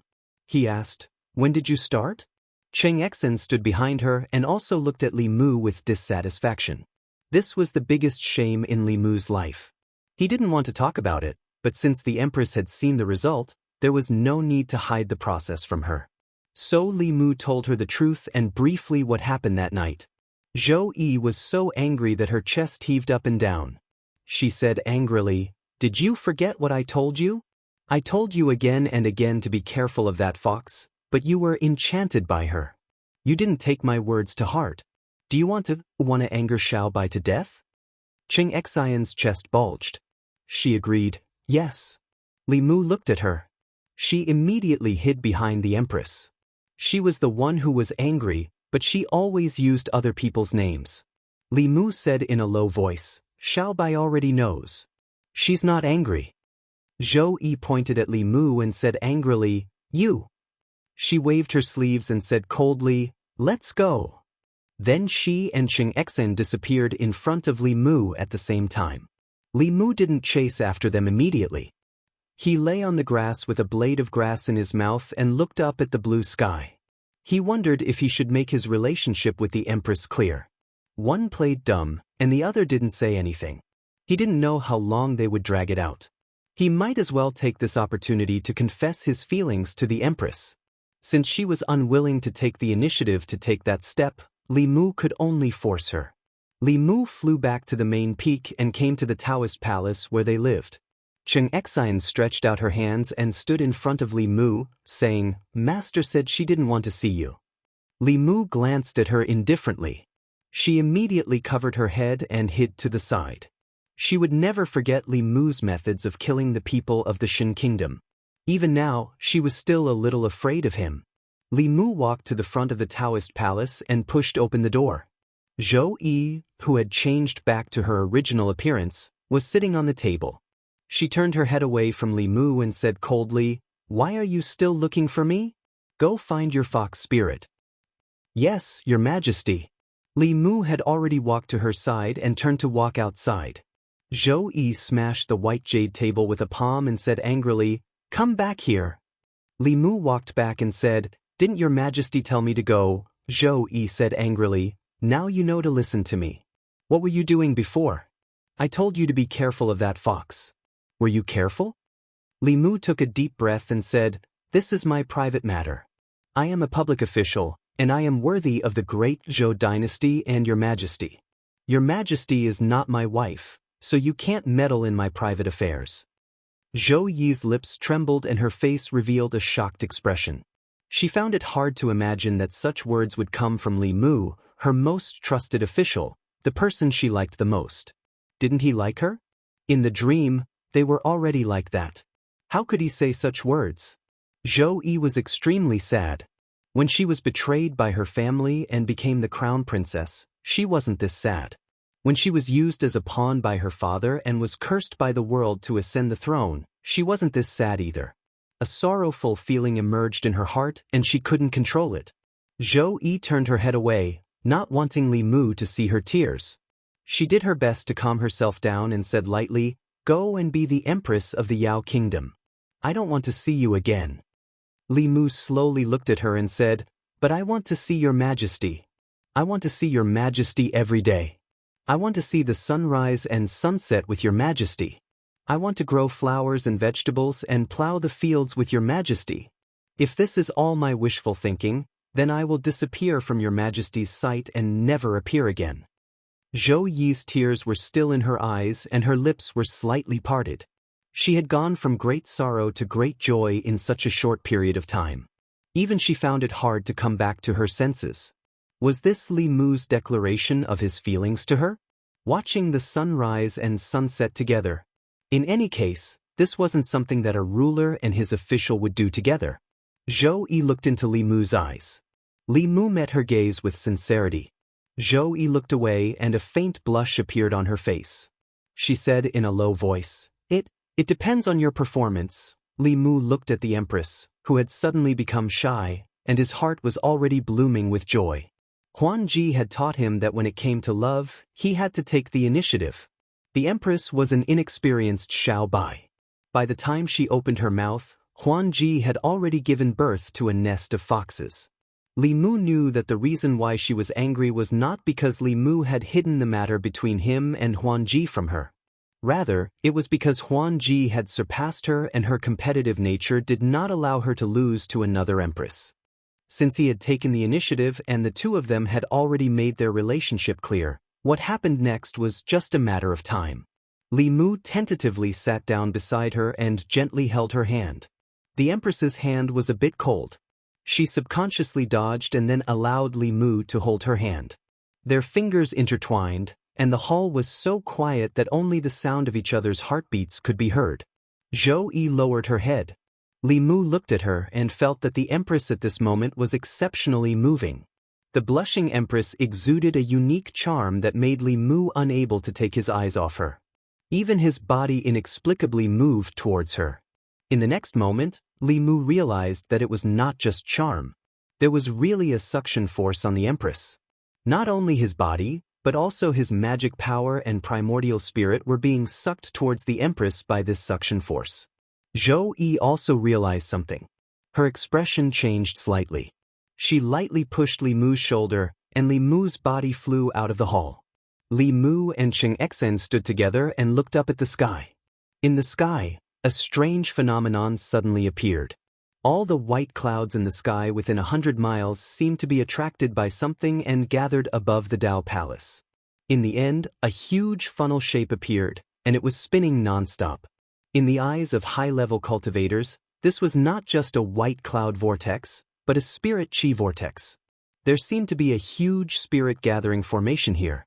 With the main peak of Baiyun Mountain as the origin, all the spirit chi within 100 miles was rapidly gathering here and being sucked in by this spirit chi vortex. It was Fulu School's grand ceremony today. The powerful cultivators of the Zhu continent gathered at Baiyun Mountain. Such a strange phenomenon immediately attracted the attention of countless people. Figures flew into the sky one after another and looked towards the Tao Palace. What pure spirit qi, this is! Someone is breaking through. The Transcendence Realm. This must be a Transcendence Realm cultivator's spirit qi fluctuation. Which 7th Realm cultivator's magic power has broken through again? This phenomenon? It's probably the peak of the 7th Realm. Fulu School is really on the verge of replacing Xuanzong. There isn't a single cultivator at the peak of the 7th Realm in the entire Dao sect. If he takes another step forward, Fulu School will really replace Xuanzong. While everyone was discussing softly, Miao Xuanzi's expression turned ugly in another Dao palace. He did not know that Fulu School was already so powerful that it could even threaten Xuanzong's position. From the main hall at the front of the main peak, a few people quickly walked out. An old man asked Xian Jizi, "The aura is so strong that even we can't compare to it. I wonder which senior brother's cultivation has improved again?" Xian Jizi was also confused. As the headmaster of Fulu School, he knew better than anyone that there was no cultivator of such a level in the sect. Countless people flew towards that direction. When they wanted to get closer to take a look, a huge bell fell from the sky and completely isolated the area. At the same time, Xian Jizi also received Li Mu's telepathic message. "I'm here. Senior brother, don't worry." Xian Jizi looked at the North and South sect Taishang elders and said with a smile, "Uncle Masters, let's talk about the interpretation of the heavenly book." The two old men looked at the spiritual qi vortex and only felt that Xian Jizi's smile was even more mysterious. Fulu School had changed too much in the past few years. Was it all because of the heart of 7 orifices?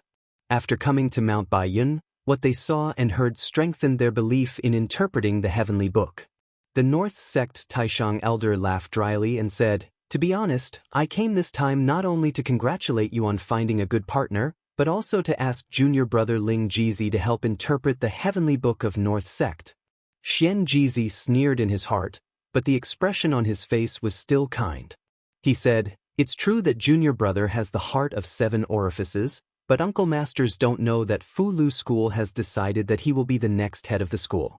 And from now on, I have handed over all the internal affairs of the school to him. If Uncle Masters want him to help interpret the heavenly book, I'm afraid you'll have to discuss it with him face to face." The South sect Taishang elder Taoist priest said, "I wonder where junior brother Ling Jizi is now. Let's go find him now."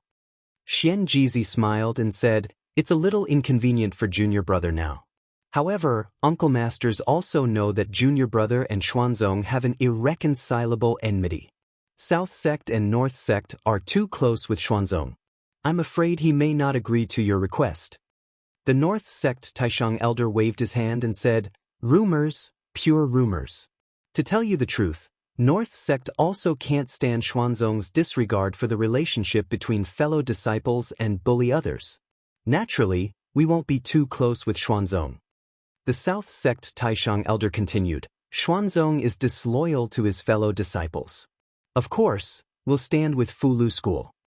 Before the two Taishang elders came to Fulu School, they had a careful discussion with the higher-ups of the school. They had to make a choice between offending Xuanzong or seeking the development of the school. Xuanzong was still the leader of Taoism, but their decline was a foregone conclusion. These days, the things that happened to Xuanzong were obvious to everyone. Once Elder Tianjizi's lifespan came to an end, Xuanzong would become mediocre among the 6 sects. Whether South sect and North sect would become mediocre with them, or rise with Fulu School, Danding sect, and Lingji sect, there was no need to think too much about it. After saying so much, they still didn't get to the point. Xian Jizi could only hint. Junior brother Ling Jizi has built a market in Great Zhou's Shinduar Fulu, Danding sect, and Lingji sect all have a market in it. The market in Great Zhou's Shindu was built to compete with Xuanzong. This was no secret. Once the North and South sects, like Danding sect and Lingji sect, set up shop in that market, it was the same as clearly standing opposite of Xuanzong. Moreover, when other than Xuanzong, The other 5 sects moved their shops to Great Zhou's Chengdu due to the geographical and price advantage. Xuanzong's market would be completely destroyed. This was the same as cutting off Xuanzong's greatest source of cultivation resources. It would affect the cultivation of the disciples. Wouldn't Xuanzong hate them to death? Clearly, Xian Jizi was letting them make a choice. They could only choose between Fulu School and Xuanzong. Other than being powerful, Xuanzong couldn't bring them any direct benefits. However, Fulu School was different. They could usher in a period of flourishing development for the South and North sects. The North sect's first elder thought for a long time, then said, "From now on, our 4 sects will have to provide more support." The South sect's first elder immediately said, "It's our 5 sects." Xian Jizi smiled and said to the 2, "Uncle Masters, you can give the heavenly book to me temporarily. I will persuade junior brother to help you decipher it." The 2 stretched out their hands, and a page appeared in each of their palms. They sighed in their hearts. From now on, they were completely tied to Fulu School. Inside the Law Bell. In the Law Palace where the Empress was, there was a very powerful fluctuation of magic power, and her aura was still growing little by little. Just from the aura alone, this was already the most powerful aura Li Mu had ever felt, except for that elder Xuanzong. Although Li Mu hoped that the Empress could advance to the 8th realm in one go, it was impossible. The Great Zhou had the power of a nation, and decades of accumulation allowed her to have strength stronger than ordinary transcendence when she just stepped into transcendence. This time, her strength had increased slightly, and she should be able to stabilize at the late stage of transcendence. If he knew that the Empress's heart knot was here, Li Mu would have made it clear to her earlier. Like Jadesun, the Empress also had a heart demon. Jadesun's heart demon was Xian Jizi, and the Empress's heart demon was Li Mu. Once the heart demon was eliminated, their cultivation would also have a small leap. The heart demon was a disaster, but it was also an opportunity. The process of defeating the heart demon and eliminating it was a process of fighting with oneself. If one lost, their cultivation would stagnate, and if it was serious, they would lose their rationality. If they won, it would be a vast sea and sky. After reaching the transcendent realm, any breakthrough was very difficult. The Empress shouldn't be able to finish it in a short time. Li Mu let Cheng Exine watch over here. He just received Xian Jizi's voice transmission, and the South Sect and North Sect's heavenly books had been obtained. Main Peak's Law Palace. The South Sect and North Sect's supreme elders looked at Li Mu with hopeful eyes. An old man asked, "How long will it take to decipher the heavenly book?" Li Mu, 10 years. The 2's expression changed, and they blurted out, "So long." Li Mu sighed and said, 10 years is already very short. The disciples of the 6 sects have been deciphering the heavenly book for thousands of years. Until now, there are still many mysteries. Our sect's heavenly book has not been fully deciphered. In these 10 years, I can't just decipher the heavenly book of each sect and neglect my cultivation. Chapter 558. Li Mu was not stupid.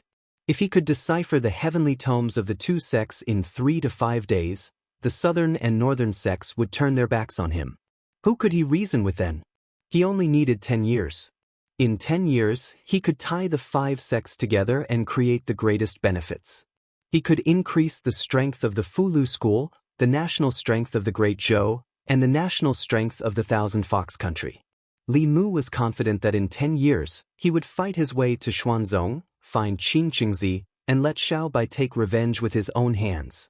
The 2 supreme elders of the southern and northern sects hesitated.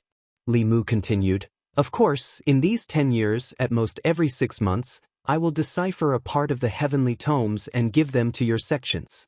To show my sincerity, after senior brother's dual cultivation ceremony, I will decipher a part of the heavenly tomes. You can take a look at it and then make a decision." This was an offer they could not refuse. After thinking for a moment, they nodded at the same time and said, "Sorry to trouble you, martial nephew." Li Mu smiled and said, "Martial uncles, I have built a market in the divine capital of the Great Zhou." Before he could finish his words, the 2 elders had already understood and said, "Martial nephew, don't worry. I will send a message to the sects right away. The northern sects will move their weapon forging pavilion there. The southern sects will also open a body-forging pavilion there. With the shops of the southern and northern sects, Rosy Lane did not lack anything. Fulu, elixirs, formations, magic weapons, body tempering, and any other resources cultivators wanted could be found there. The Xuanzong market, which was far away at the end of the world, could be closed from now on. After collecting the heavenly tomes of the two sects, Li Mu could not wait to find a Taoist palace to comprehend. As expected, the northern sect's heavenly tomes contain the art of refining artifacts. The southern sect's heavenly tomes contain the art of body tempering and body strengthening. The Spirit Array faction's heavenly tomes contain the complex art of array formations. Similarly, there were projections of ancient cultivators and giant beasts. The history recorded in the heavenly tomes of the six sects was the history of the battle between the ancient people and the giant beasts. Li Mu scrutinized the 3 pages of the heavenly book in his hand. At a certain moment, he suddenly realized that the edges of these pages were emitting an undetectable white light. He carefully observed for a while and was surprised to find that the 3 pages were slowly connecting. As if he had thought of something, he took out the Dragon Clan's heavenly book and stacked the 4 pages together. The edges of the Dragon Clan's heavenly book began to emit a white light. These pages of the heavenly book seemed to want to be glued back together. Legend had it that the heavenly book was originally a book. In other words, all the pages of the book should have been one. If all the pages could be gathered, the complete heavenly book would appear in the world. Li Mu found Xian Jizi again and obtained the Fulu school's heavenly book from him. He also borrowed the Pill Cauldron sect's heavenly book from Wuxia. He had completely deciphered the heavenly books of these 2 sections. From now on, their existence was more of a symbolic function. Therefore, when he borrowed it from Wuxia, she did not mention anything about returning it. Finally, Li Mu came to the palace where Illusion Princess lived. Illusion Princess sat on the edge of the bed and patted the space beside her. She said with dissatisfaction, "Why are you only here now?" Li Mu walked to her side and did not sit down. He asked, "Did you bring the Demon Clan's and Fox Clan's heavenly books with you?" Illusion Princess nodded and said, "I did." She stretched out her hand and a white light flashed in her palm. 2 pages of the heavenly book appeared. Li Mu now had 8 pages of the heavenly book. The Dao sect had 5 pages, the Dragon Clan had 1 page, the Fox Clan had 1 page, and the Demon Clan had 1 page. He stacked the 8 pages of the heavenly book together. These heavenly books were gradually covered by a hazy white light. Li Mu touched the white light with his divine sense. Suddenly, a blurry image appeared in front of his eyes. He could only vaguely see that it seemed to be a door. This door was huge and too illusory. Li Mu could only see a very blurry door frame. He did not know what would happen if these heavenly books continued to fuse together. He could only forcefully separate them. Illusion Princess also retracted her divine sense and asked, "What is that?" Li Mu shook his head. This was also the first time he saw this. He looked at the few pages of the heavenly book in front of him and tried to stack them one by one. He then realized that when he stacked more than 6 pages of the heavenly book, an illusory door would appear in front of him. When he stacked the 7th and 8th pages of the heavenly book, the door would become clearer. It was a pity that Li Mu did not have more heavenly books. Otherwise, he would want to see what would happen when more heavenly books fused together.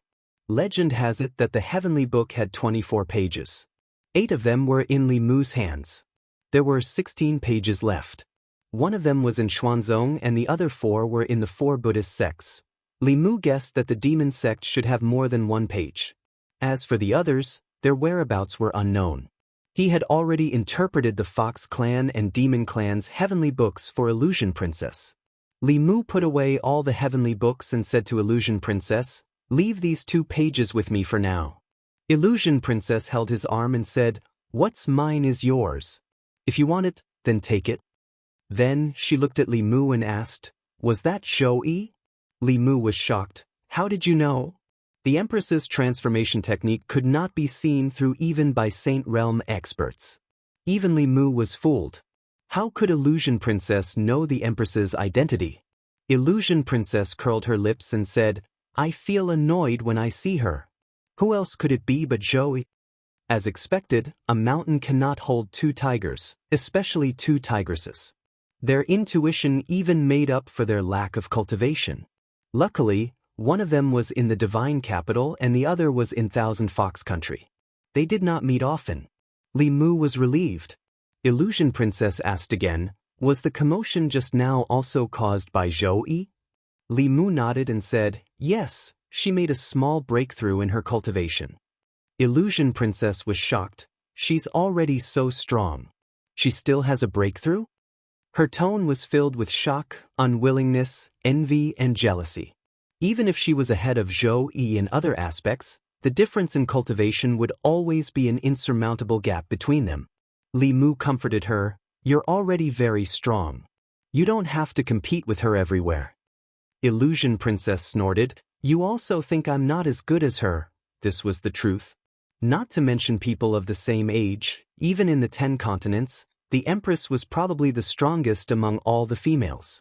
This was the case in the past, and it was even more so after she had a small breakthrough.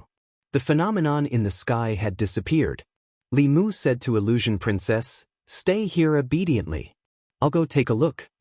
After Li Mu left, Illusion Lord walked in from outside.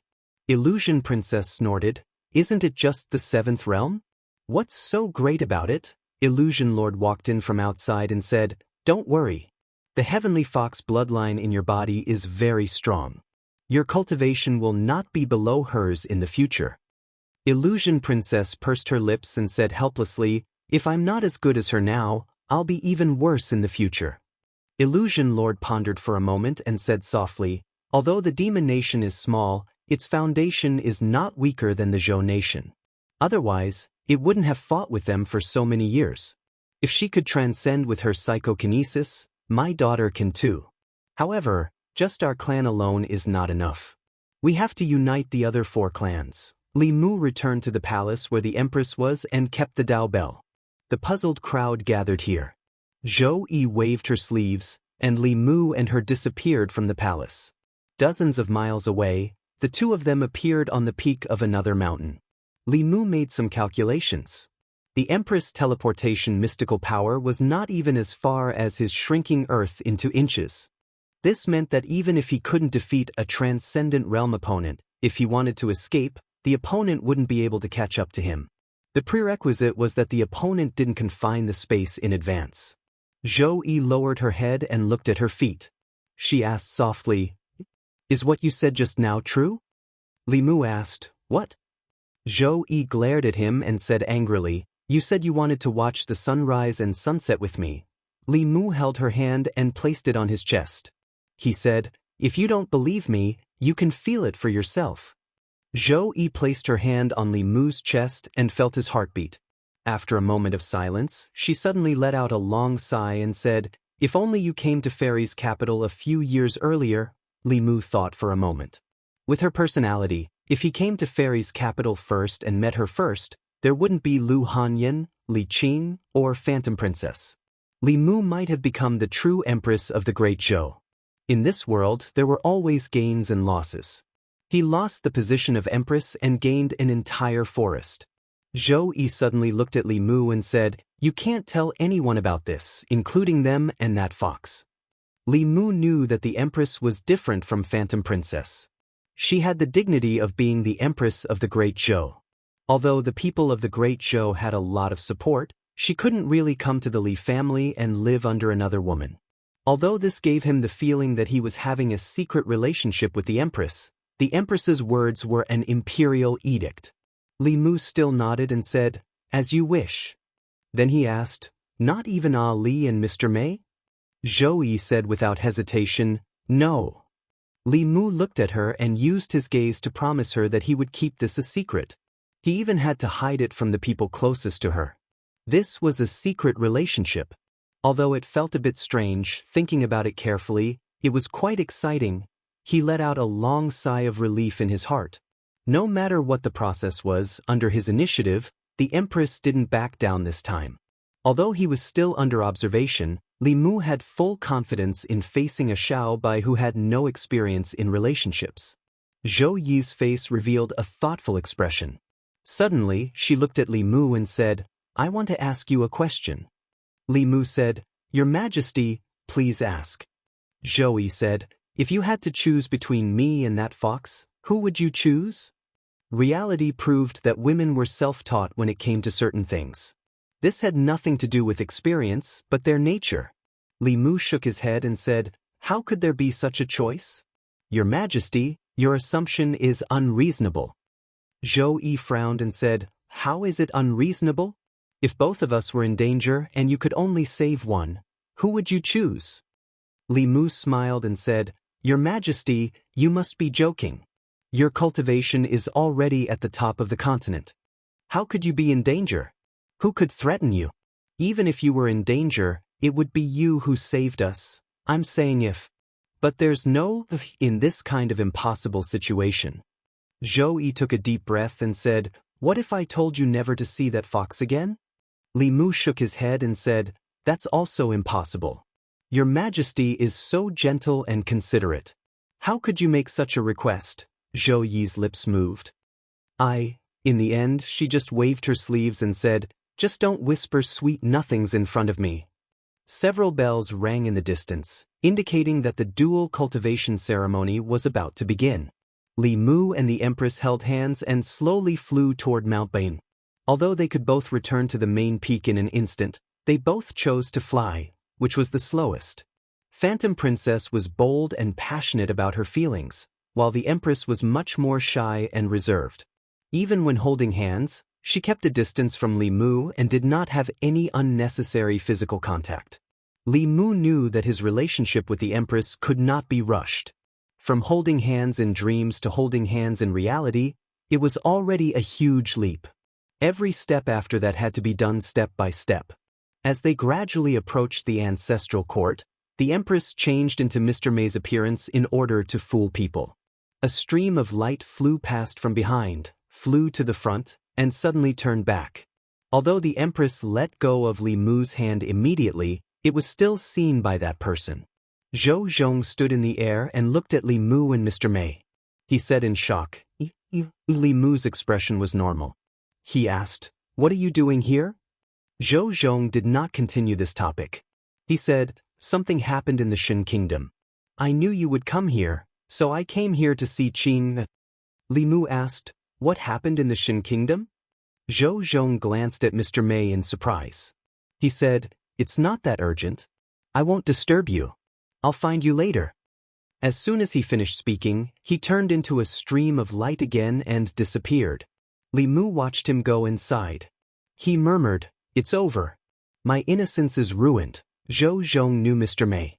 He must have thought that Li Mu and Mr. May had some kind of ambiguous relationship, and wondered if his taste and preferences had changed. Zhou Yi glanced at him and said, What innocence do you have? Mei Wei doesn't care. Li Mu could not clear up this misunderstanding. It was better to see him and Mr. May than to see him and the Empress. Mr. May was one of the Empress's most trusted subordinates. It was natural for him to be the cover for her secret relationship. To avoid the previous embarrassment, Zhou Yi kept a distance from Li Mu and flew slowly to the main peak. Li Mu followed behind him with a thoughtful look on his face. Since the Empress was going to change her appearance to Mr. May, she might as well change into Shangguanli. If people saw him holding hands with Ali, at least they would not suspect that his taste had changed. At this time, Mr. May, who was far away in Chengdu, sneezed a few times. She put down the memorial in her hand and frowned. Who is talking about me behind my back? As soon as she finished speaking, Shangguanli, who was sitting opposite her, also started sneezing. Chapter 559. When they were about to arrive at the main peak, Li Mu flew back to the Empress and said, Your Majesty, can I discuss something with you? Zhou Yi said indifferently, What is it? Li Mu looked at the face that belonged to Mr. May. He thought for a moment and said, Next time when you want to change, can you change into Ali or Cheng Xian instead of Mr. May? Zhou Yi asked, Why? Li Mu explained, After we return to Chengdu, if people keep seeing me with Mr. May, it will damage Sister May's innocence. Zhou Yi asked, Are Ali and Cheng Xian not innocent? Li Mu waved his hand and said, Cheng Xian is not even human. Why would she want to be innocent? Ali. Ali is so much younger than Sister May and is still in her prime. She won't have to worry about marriage in the future. Mr. May is different. She is so old. If there are any rumors about me, I'm afraid she won't be able to get married in this lifetime. Your Majesty, even if you don't think for me, you have to think for her. She treats me like a brother. I can't hurt her. Li Mu was sincere. Zhou Yi thought about it carefully and felt that what he said made sense. So she said, then let's wait until we return to Chengdu. In the square in front of the palace on the main peak, the disciples of Fulu School were already setting up the place. There were thousands of tables in the square. In recent years, the only place that could compare to today's Fulu School was Xuanzong during the Taoism Exchange Conference. To a certain extent, even the Xuanzong Exchange Conference not long ago couldn't compare to today's dual cultivation ceremony. After all, there were indeed many cultivators present at the Xuanzong Exchange Conference. However, the Empress of Thousand Fox Country wasn't present, nor were the two transcendents from the Yao Nation. The other Taoist sects didn't send their sect masters or grand elders either. The Grand Supreme Elder of Fulu School had arrived, but he had gone to cause trouble in Xuanzong. He had almost destroyed Xuanzong's gate. Apart from Xuanzong, all the other Taoist sects sent at least one seventh realm expert to attend the Fulu School's dual cultivation ceremony. The Great Zhou Court and the Demon Nation also gave the Fulu School enough face. Those who didn't know better would think that Fulu School was the #1 Taoist sect. At the front of the square, Miao Xuanzi's expression was ugly. It was a stark contrast to the smiles on the faces of the people around him. Ever since they had a falling out with the Fulu School during the exchange conference, what happened next was completely out of their expectations. Xuanzong suddenly became the enemy of the continent. They were ostracized by the Great Zhou, discriminated by the Demon Nation, and alienated by their peers. They became a joke in everyone's eyes. The Grand Supreme Elders of the Fulu School and the other 4 sects sat at the front, facing the crowd. To their left and right were the sect masters, the Demon Nation experts, and the Demon Nation's queen. Although Phantom Princess's cultivation wasn't high, her status was revered. It could be said that apart from the Empress who had hidden her identity, no one present could compare to her status. Although the Demon Nation was small, it could still be evenly matched with the Great Zhou for hundreds of years. As the Empress, her position was even before Li Mu's. To be precise, she was right next to Li Mu. Similarly, the emissary of the Great Zhou Court couldn't sit too far behind. Mr. May, who represented the Empress and was actually the Empress, sat on the other side of Li Mu. Li Mu was surrounded by them on both sides, and he felt like he was sitting on pins and needles. Lu Hanyen and Li Qing were third-generation disciples, so their seats were slightly behind Li Mu. However, they were only diagonally below Li Mu. Li Mu felt uncomfortable being stared at from all directions. Therefore, he didn't look at anyone and focused on drinking the spiritual wine on the table in front of him. On her left, Phantom Princess was restless. She stretched out a hand and drew circles on Li Mu's waist. Although her small movements were hidden, they couldn't escape the eyes of the transcending state experts present. The Grand Supreme Elders from other sects finally understood why the Fulu School and the Demon Nation were so close.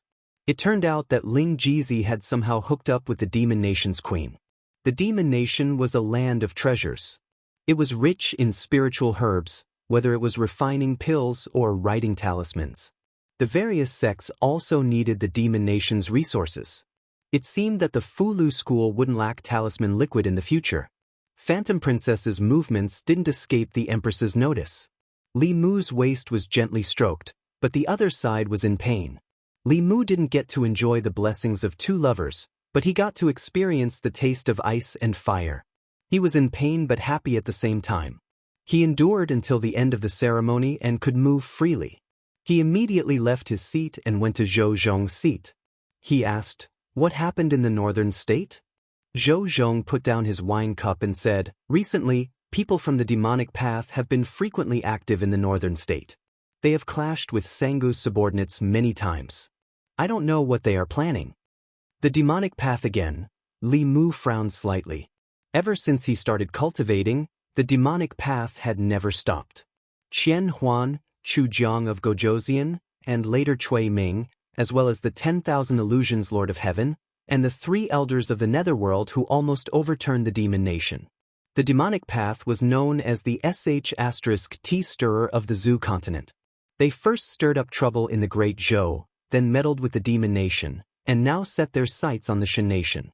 With Li Mu's hard work, he finally made the northern state a buffer zone between the Shen nation and the Great Zhou. Once the northern state fell, the situation on the southern border would return to how it was before. All his hard work for this would go down the drain. The enemy was in the dark, while they were in the light. Li Mu couldn't transfer more people over for the time being. The demon nation's current strength was just enough to protect itself. If he borrowed the demon nation's strength to stabilize the northern state, the demonic path might take advantage of the weakness to invade the demon nation. Moreover, the demon nation and the northern state were in the north and the south. It was difficult to provide support from a geographical point of view. Li Mu pondered for a long time and could only say, "Be vigilant for now. If you feel that something is wrong, immediately send a message to me." Zhou Zhong didn't say anything else. He suddenly asked, "Does Qing know about the matter between you and Mr. Mei?" Li Mu's face darkened. He said, "There's nothing between me and Mr. Mei." Zhou Zhong thought for a moment and asked, "You young people are so open now. Is holding hands no longer a big deal?" Li Mu now regretted not suggesting this to the Empress earlier. She didn't want to become Ali. It was fine if she became Cheng Exin. Now, he couldn't clear his name even if he jumped into the Yellow River. After the ceremony, Zhou Zhong returned to the northern state. Phantom Princess was going back to the demon nation. The Empress and Cheng Exin were also going back to the divine capital. Li Mu was glad that all the women were gathered together this time. Although there were twists and turns, at least there was no danger. He also took the opportunity to improve his relationship with the Empress. It could be said that he profited from a disaster. Before Phantom Princess returned to the demon nation, she secretly gave Li Mu a look. When the Empress left with Cheng Exin, she also gave Li Mu a meaningful look. Li Mu now understood that the 9 words mantra was most useful to him. It wasn't the thunder technique or the trapping technique. It was the last technique, distance shrinking. This should be a technique that could only be used at the 8th level.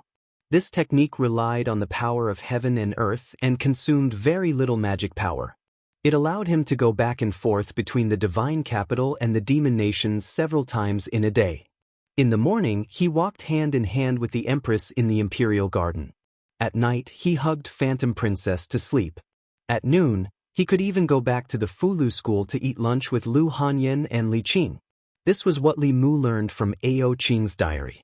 At his level of cultivation, he could travel all over the 10 continents and 3 islands in a day. He often hung out with the 9-tailed fox in the morning, went to find the snake demon sisters in the afternoon, and flipped the seas with the dragon girl at night. The word, sex, ran through his life. However, Li Mu couldn't go find Phantom Princess and the Empress now. Li Mu promised Xian Jizi before that he would use his identity as the future sect leader to truly plan for the sect's future. Now, it was time for him to fulfill his promise. The most important aspect of a sect's rise was naturally the sect's strength. Fulu was a type of strength. However, the disciples' own cultivation was the true strength of a sect. The reason why Xuanzong was the Taoist sect's #1 sect was because the sect had many powerful cultivators. It suppressed the other 5 sections. If the Fulu school wanted to replace Xuanzong, there were at least 2 conditions. First, the sect had to have at least 1 8th level cultivator. Second, the sect's core strength had to be stronger than Xuanzong. Since he wanted to defeat Xuanzong, he first had to understand Xuanzong. In the main Peak's palace, Li Mu asked Xian Jizi, "How many 7th level cultivators does the sect have now?" Xian Jizi said, "Including junior sister Jadesun, there are 5 now." Xuanzong also only had 5 7th level cultivators. It seemed like the Fulu school and Xuanzong were on par. However, the 2 Grand Supreme Elders were nearing the end of their lifespans. Xuanzong's 5 transcendents each had a lifespan of tens or even hundreds of years. After a few years, Fulu school would only have 3 7th level cultivators. One of them was even shared with the Pill Cauldron sect. Li Mu asked again, How many 6th-level cultivators are there? Xianjizi said, including you and martial uncle Fu Daozi, 8. What about Xuanzong? 23. What about the 5th level? 56. Xuanzong? There should be more than 200. 4th level. Our sect has more than 200. Xuanzong, more than 1,000. Other than Xuanzong, the strength of the other sects was about the same. Li Mu knew that Xuanzong was very strong, but he didn't expect it to be this strong. Xuanzong's strength was almost comparable to the rest of the sects combined. If Fulu's Pill Cauldron sect and Spirit Formation sect were major sects, then Xuanzong was the only super major sect. Xianjizi answered Li Mu's question, then patted his shoulder and said, the difference between our Fulu school and Xuanzong is not small. Senior brother's ability is limited. The heavy responsibility of revitalizing the sect will be handed to junior brother. Li Mu pondered for a long time. He looked at Xianjizi and said seriously, Senior brother, I think you should find someone else to revitalize the sect. Xianjizi said leisurely, other than you, who else has this ability? You are a disciple of the Fulu school. Qing and Han Yan are also disciples of the Fulu school. Do you have the heart to disappoint them? Li Mu raised a finger and said, I didn't expect senior brother to act so insidiously. You might as well change your Taoist name to Schemer. After knowing Xuanzong's strength, the burden of revitalizing the Fulu school was indeed much heavier than Li Mu expected. However, Li Mu was never one to back down in the face of difficulties. He glanced at Xianjizi and said, I can revive the sect, but from now on, all of the sect's resources will be under my control, including the gifts you received during the dual cultivation ceremony. Xianjizi took off a thumb ring from his thumb and handed it to Li Mu. Li Mu scanned it with his divine sense. He saw mountains of spiritual medicines, spiritual jades, and all kinds of cultivation resources in the thumb ring. Thousands of cultivators attended Xianjizi's dual cultivation ceremony. They received many gifts.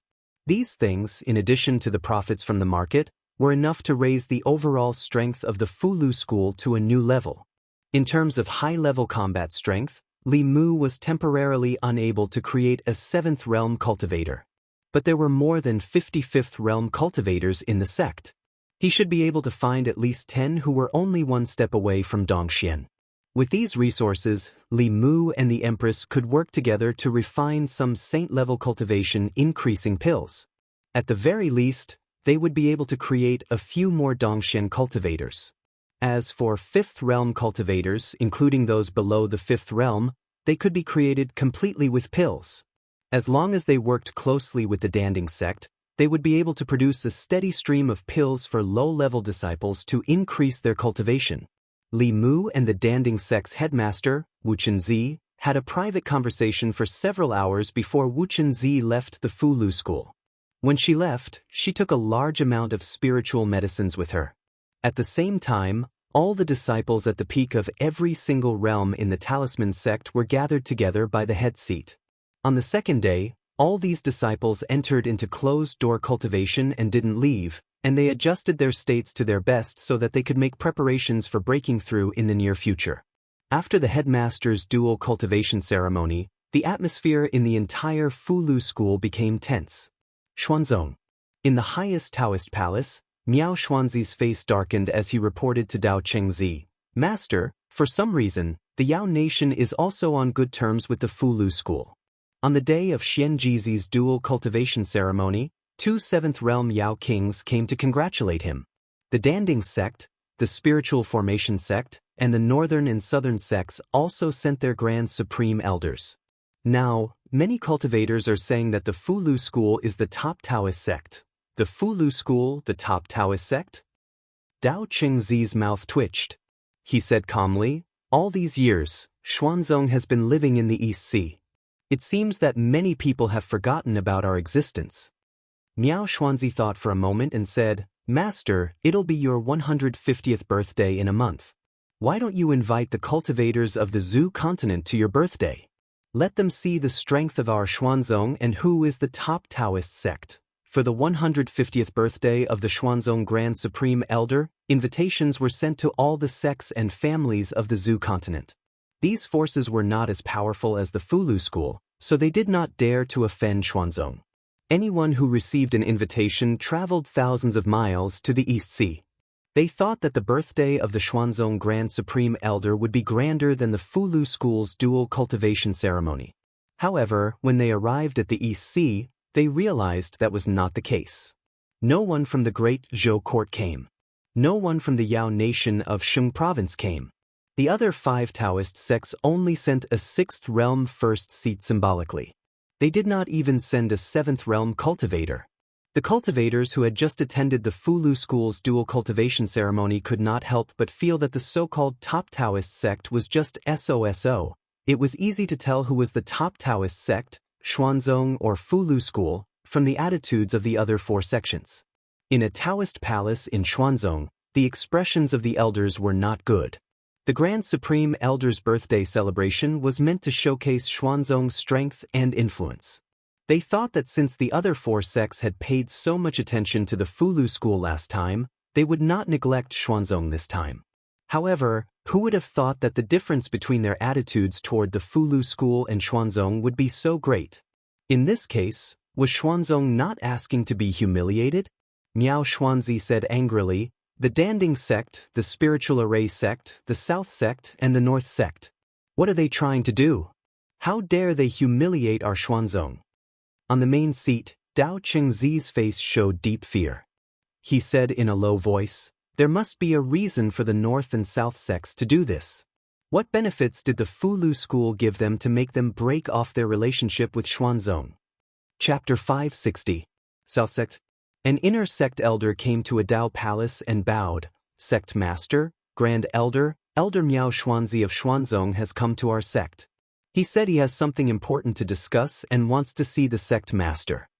Xuanzong's Grand Elder's birthday celebration had just ended. The 4 sects did not send any transcendent powerhouses to the East Sea to congratulate him, causing Xuanzong to once again lose face in front of the cultivators of the Zhu continent. Miao Xuanzi must have come for this matter. The Southern sect had sent a Grand Supreme Elder to the Talisman Puppet sect's sect Master Xianjizi's dual cultivation ceremony. The Southern sect had sent a Grand Supreme Elder to the Profound sect's Grand Supreme Elder's 150th birthday. However, the Southern sect had only sent a first seat. If they couldn't give them a suitable reason, they would probably offend the Profound sect. However, at this moment, South sect's sect master and Grand Elder had no time to pay attention to Miao Xuanzi. They all stared at a jade slip floating in the void with a strange light in their eyes. It's really a new supernatural power. 300 years ago, a senior in the sect only comprehended part of this supernatural power. Ling Jizi actually completed it. As expected, it's really the heart of 7 orifices. The rise of South sect is just around the corner. Half an hour ago, Hyun Jinko of Fulu School sent a jade slip. After reading the contents of the jade slip, the 3 transcendent powerhouses of South sect could not help but be moved. This jade slip recorded the contents of South sect's heavenly scripture. What they comprehended from the heavenly scripture was recorded in this jade slip. What they did not comprehend from the heavenly scripture was recorded in this jade slip. This was enough to show that Ling Jizi had the ability to decipher the heavenly scripture. Although 10 years was a long time, it was nothing compared to the rise of South sect. After South sect's sect master calmed down, he said to the Taoist priest, "Tell Miao Xuanzi that I and the 2 Grand Elders are in seclusion to comprehend the supernatural power. Let head Ling Wuzi receive us." To be honest, Xuanzong's strength was well known. Perhaps only the 5 sects combined would have the qualifications to compete with Xuanzong. The South sect originally didn't want to offend Xuanzong again and again for the sake of Fulu school, but who told the Fulu school to give them too much. The 6 sects were all Taoist sections. One made them work like cattle and horses, while the other gave them a chance to rise. No matter how stupid they were, they should know which side to stand on. In a certain hall of the South sect, Miao Xuanzi had just learned the news that the South sect leader and supreme elder were in seclusion. He had just come from the Northern sect. Not long ago, the Northern sect had told him the same thing. This meant that the North and South sects did not want to see him at all. Miao Xuanzi had already felt the seriousness of the situation. He did not even feel angry in his heart. Instead, he flew in the direction of the Eastern Sea with a heavy heart. Shizuan's guess should be correct. The Fulu school must have given these sects great benefits. How great would the benefits be for them to choose to oppose Xuanzong? Miao Xuanzi vaguely felt that Xuanzong had missed a great opportunity. Eastern Sea, Xuanzong. In recent days, the atmosphere of the entire Xuanzong had continued to be gloomy. No one had expected that the Taoist exchange meeting would become a turning point for Xuanzong's luck. Before the exchange meeting, Xuanzong, as the #1 sect of Taoism, had limitless glory. After the exchange meeting, Xuanzong was hated by everyone and could only stay in the Eastern Sea. The disciples of Xuanzong were too ashamed to walk around outside. Many people were dissatisfied with the decision of the upper echelons of the sect, but they could not change anything. Out of trust in Tianjizi, they hid all their doubts in the bottom of their hearts. In a space of the flask heaven, Tianjizi held a turtle shell in both hands and shook it gently. There was a clattering sound from the turtle shell. Not long after, a few copper coins were thrown out of it.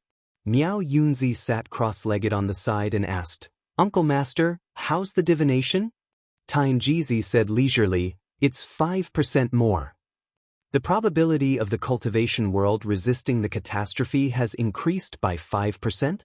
Miao Yunzi's face was filled with shock. He muttered, "It seems that this 5% change should be the reason why the other 4 sects broke off relations with Xuanzong." "Uncle Master, you're right." The old man did not speak. A trace of blood flowed from the corner of his mouth. Miao Yunzi said nervously, "Uncle Master, you..." Tianjizi casually wiped away the blood and casually said, "Don't worry, this old man won't die for a while, and I can't die. If this old man dies, then the 10 continents will lose even half of their vitality. Great Zhou, divine capital." In the past 2 years, divine capital had become much quieter. A few years ago, the new and old parties fought openly and secretly, stirring up the entire divine capital. The people had no way to make a living. Now, the Shao royal family had declined. Not only did they have no right to speak in the imperial court, even the powerhouses guarding the ancestral shrine in the palace were chased out of the palace. Whether it was the people or the officials, they were well aware of a certain matter. That was, the Shao royal family, who had controlled Great Zhou for hundreds of years, was probably going to lose the imperial power forever. The old party had no chance at all. It should have been the new party's victory, but the Zhou family and its wings were also constantly losing power. In the imperial court, led by Zhang Chun, most of the officials were loyal to the empress. The original supporters of the two parties had all cut ties with them. The biggest contributor to divine capital's current situation was, of course, Lord Li Mu. He was the empress's most trusted official, the guardian of the people. He had swept away most of the internal and external troubles for the Great Zhou. He was using practical actions to fulfill the oath he made in his early years. He set his heart for heaven and earth, set his life for the people, inherited the lost knowledge of the past saints, and established peace for all ages. In the hearts of the people, Lord Li could be said to be a perfect person, apart from being a little lecherous. In recent days, there were rumors in divine capital that someone had seen Lord Li and Her Majesty's personal female official, Shangguan Li, having a private meeting by the river. Their behavior was very intimate. These rumors had even spread to the palace, and even the palace maids were talking about it. Lord Li is an important official of the imperial court, and Commander Shangguan is also one of Her Majesty's most trusted guards. Isn't it normal for them to discuss national affairs together? Forget it. I would believe it if it were someone else discussing national affairs, but Lord Li and Lord Shangguan are together all day long. Maybe they'll fall in love with each other over time. Who wouldn't like a man like Lord Li? I see Lord Li every day too. Why didn't he fall in love with me over time? In the imperial palace, a few palace maids in the corner of the corridor whispered. Naturally, it could not escape the ears of Mr. Mei and Shangguan Li. In Chang'e Palace, Mr. Mei stood beside Shangguan Li and asked nosily, "Ah Li, when did you get together with Li Mu? You didn't even tell me." "That's so mean." Shangguan Li's face was livid. She gritted her teeth and said, "What are they looking at? When did I get together with Li Mu by the river?" Mr. May murmured, "If it's not you, then it must look like you. Li Mu is really too much. The real Ali is right next to him, but he has to find an imposter." The palace maids outside had no idea what was going on. They continued to talk. "It's not strange that Lord Li is with Commander Shangguan. If he's with Mr. May, please don't. This will ruin Lord Li's image in my eyes. Why don't you think Mr. May is so old? Why isn't he married yet?" Beside Shangguan Li, Mr. May's face was also livid. Several palace maids on duty near Changle Palace were punished to do laundry in the laundry department because they were negligent in their duties. Mr. May was still angry. He said angrily, "Why should I be a good match for you? My image will be ruined." She couldn't calm down. The sky above Fairy's capital changed again. It wasn't the first time this phenomenon had happened. Even the people of Fairy's capital were used to it. Naturally, the two of them didn't make a fuss. The shadow of a bell flew into the dark clouds. The dark clouds quickly dissipated. Soon, Li Mu and the Empress walked out from the back of the palace. With Li Mu's current cultivation base, he had no problem writing and refining low-grade heaven-level talismans and pills. As for middle-grade heaven-level, high-grade, and saint-level talismans, because they exceeded the upper limit of Li Mu's magic power, he could only cooperate with the Empress. In Changle Palace, Shangguan Li looked at Li Mu with hostility. Mr. May looked at Li Mu with hostility. Li Mu looked at them and asked curiously, "Why? Did I offend you?" Mr. May said, "Someone said that they saw you and Ali having a private meeting by the river." Li Mu felt guilty. He said, "That's just a rumor. You can ask Ali if you don't believe me. We've never been alone." Mr. May asked, "Then why would there be such a rumor?" Li Mu shook his head. "How would I know? Oh right, His Majesty and I have something for you." He threw 2 jade bottles to Mr. May and Shangguan Li. "These are saint-level breakthrough pills. Your powers are already at the peak of the creation realm. Try and see if you can break through to Dongxian." Saint-level pills that could help people break through to the 5th level were extremely precious. Mr. May was shocked. These are for us? You don't want them?" Li Mu glanced at her. "If you don't want them, I'll give them to someone else." Before he finished, the jade bottles in Mr. May and Shangguan Li's hands disappeared. Li Mu gave the low-grade pills to the Danding sect to make. He and the Empress made the saint-level and saint-level pills themselves. This time, Li Mu and the Empress used more than a month to make 4 saint-level breakthrough pills for the creation realm. Some of the materials used were from the Great Zhou Treasury, and some were from the Fulu School. For the sake of fairness, 2 of the 4 pills were given to the Imperial Court and 2 to the Fulu School. Lord May and Shangguan Li were undoubtedly the most suitable candidates for the 2 pills of the Imperial Court, considering their status, experience, and how much they were favored. The courtiers would not have any objections to such an arrangement. As for the other 2 pills, Li Mu planned to take them back to the Fulu School and give them to Lu Hanyan and Li Qing. The Imperial Court and the school would each provide half of the materials for making the pills, and half of the pills. This arrangement was fair and reasonable. The 2 Taishang elders had planned to pass on their powers to them before their lifespans were completely exhausted. Theoretically speaking, they were also the first in line to take the pills. When the time came, the 2 Taishang elders could pass on their powers to other disciples. Li Mu considered whether or not to let Wan Wan and Xiao Bai also enter the Fulu School. Using the school's resources on the Fulu School's disciples was reasonable. This would prevent people from saying that he was abusing his power for personal gain in the future. When they returned to Mount Bai Yun, Li Mu took Wan Wan and Xiao Bai with him. He let Wan Wan become a disciple of Yu Zhenzi, and Xiao Bai become a disciple of Dan Yangzi. From now on, they were all 3rd-generation disciples of the Fulu School. They were only disciples of the 2 heads in name. Their specific cultivation was still under Li Mu's guidance. Xian Jizi had no objections to Li Mu giving the 2 mirror-breaking pills to Lu Hanyan and Li Qing. The 2 of them had already gone into seclusion to adjust their transcendence energy and were preparing to take the pills to break through their cultivation. With nothing to do, Li Mu returned to Yangqiu County. He originally wanted to find Zhang Shan for a drink or 2, But 2 years ago, Zhang Shan had moved out of Yangqiu County and bought a residence in the Shindu. He was usually not in the Shindu, but rather in the Great Zhou to expand his business. Half a year ago, he had already opened a shop in the state of Yong. Li Mu made another trip to the Jinshan Temple. The abbot of the Jinshan Temple had already changed. Xuandu and the original abbot had already left for the ancestral court of the Exin sect. Li Mu finally arrived at the Bay of Clear Water. The small house by the water was still there, and the furnishings inside hadn't changed in the slightest. However, there was no one there. Ever since she had left without saying goodbye, Li Mu hadn't heard from Su He again. At that time, Li Mu didn't completely understand her feelings. If he had the chance to do it all over again, he would have kept her by his side no matter what. Returning to the small courtyard he had once lived in, he felt the powerful transcendence energy in his body and thought back to everything he had experienced in the past few years. In just a few years, he had gone from a lowly bailiff of Yangqiu County to a powerful official of the Great Zhou, the future headmaster of the Fulu School, and the state preceptor of the Yao Kingdom. Li Mu lay on the bed, his hands behind his head. He felt as if he was in a dream. Not a sound could be heard beside him, except for the sound of insects. In a rare moment, Li Mu forgot everything. Lying on the wooden bed, he had a dream.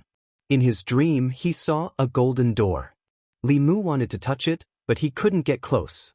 It was only a few hundred steps, but he walked for an entire night. It was like a distant snowy mountain. It seemed to be right in front of him, but when he tried to get closer, he discovered that the path was endless. Even when he woke up, Li Mu was still reminiscing about this dream. In his dream, he desperately wanted to pass through that door, but he couldn't even get close. That feeling of helplessness made him feel incomparable despair. Li Mu took out the heavenly book in his hand and stacked it on top of each other. Using his divine sense, he saw a door that was exactly the same as the one in his dream. Seeing this door in reality, Li Mu also wanted to go through it to find out what was inside. However, this door wasn't real. If he wanted to understand its mysteries, he would probably have to gather more heavenly tomes. Speaking of the other heavenly tomes, the first one that Li Mu thought of was naturally Xuanzong. Unfortunately, he and Xuanzong had already become enemies. Xuanzong wouldn't give the heavenly tomes to Li Mu for free, and Li Mu wouldn't help them decipher the heavenly tomes. This was no different from helping their enemy. Other than Xuanzong's page, only the 4 Buddhist sects were confirmed to have the heavenly tomes. Among the 4 Buddhist sects, 3 of them were in the Shin nation.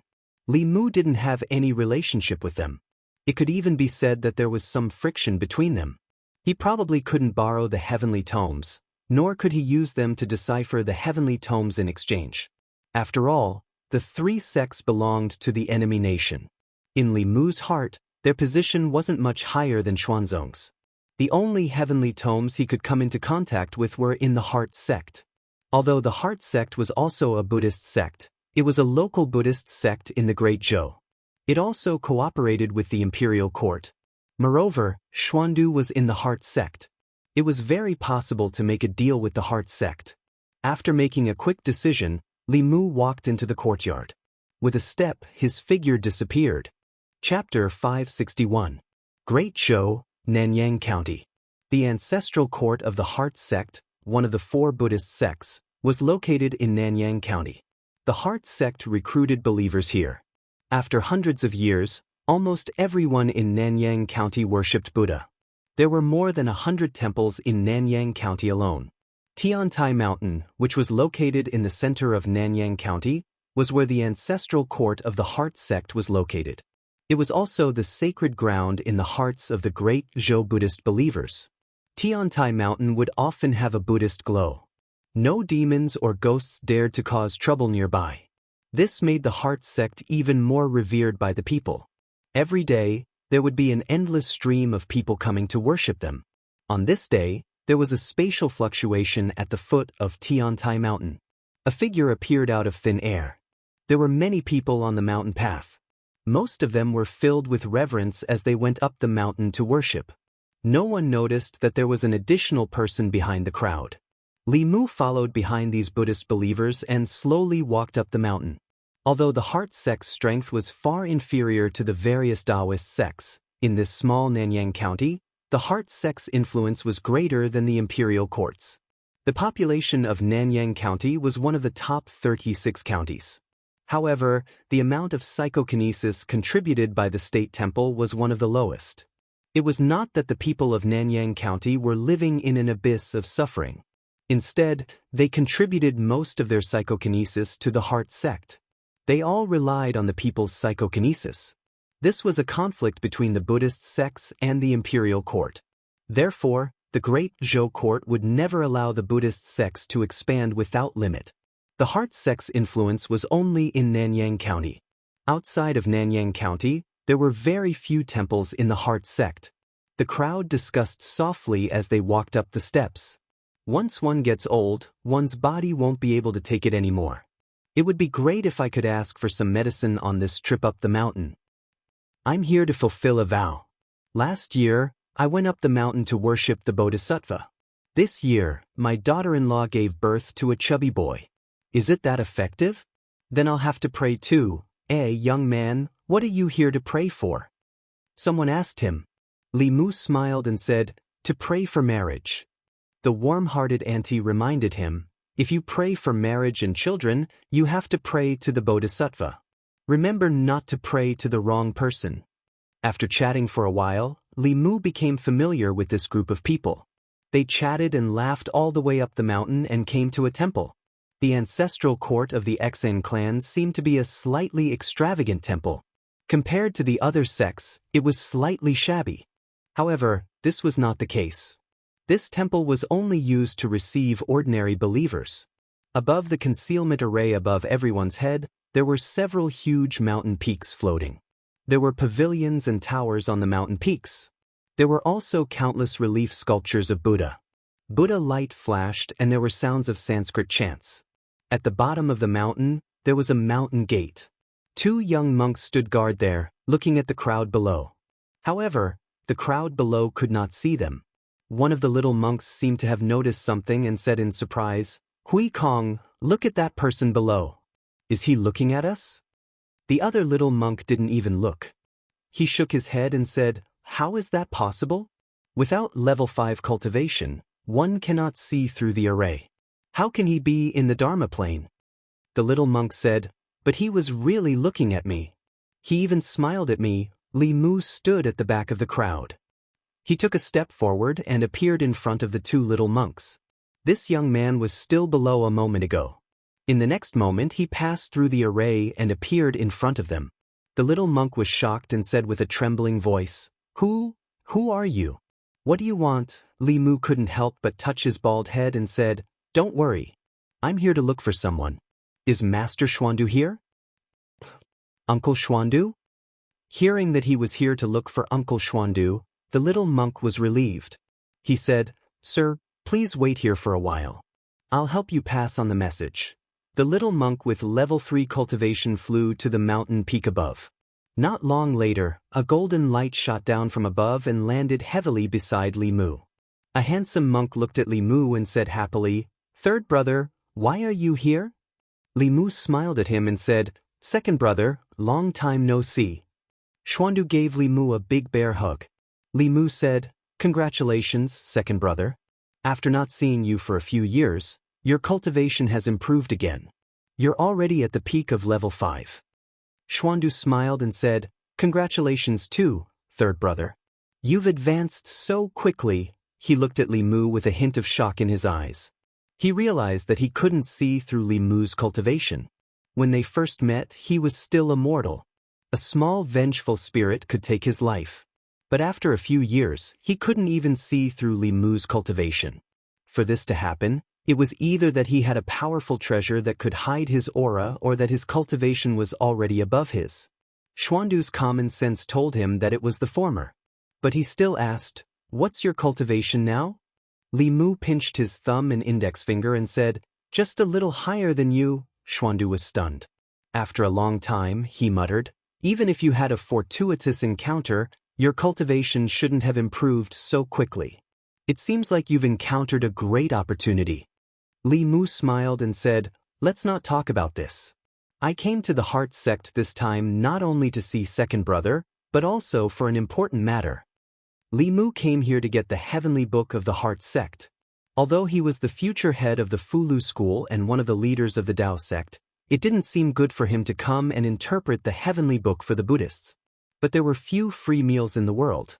If he didn't pay a price, the Heart sect wouldn't give him the heavenly book. After Xuandu heard Li Mu's words, he hesitated and said, "The heavenly book is the most important treasure of our sect. It's related to the inheritance of the sect. I can't make the decision on this matter.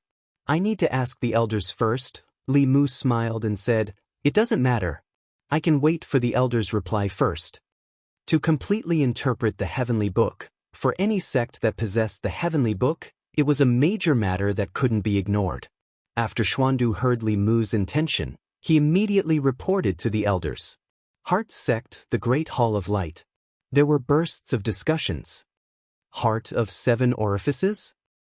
There is indeed a rumor that those who possess the heart of 7 orifices can understand the entire content of the heavenly book.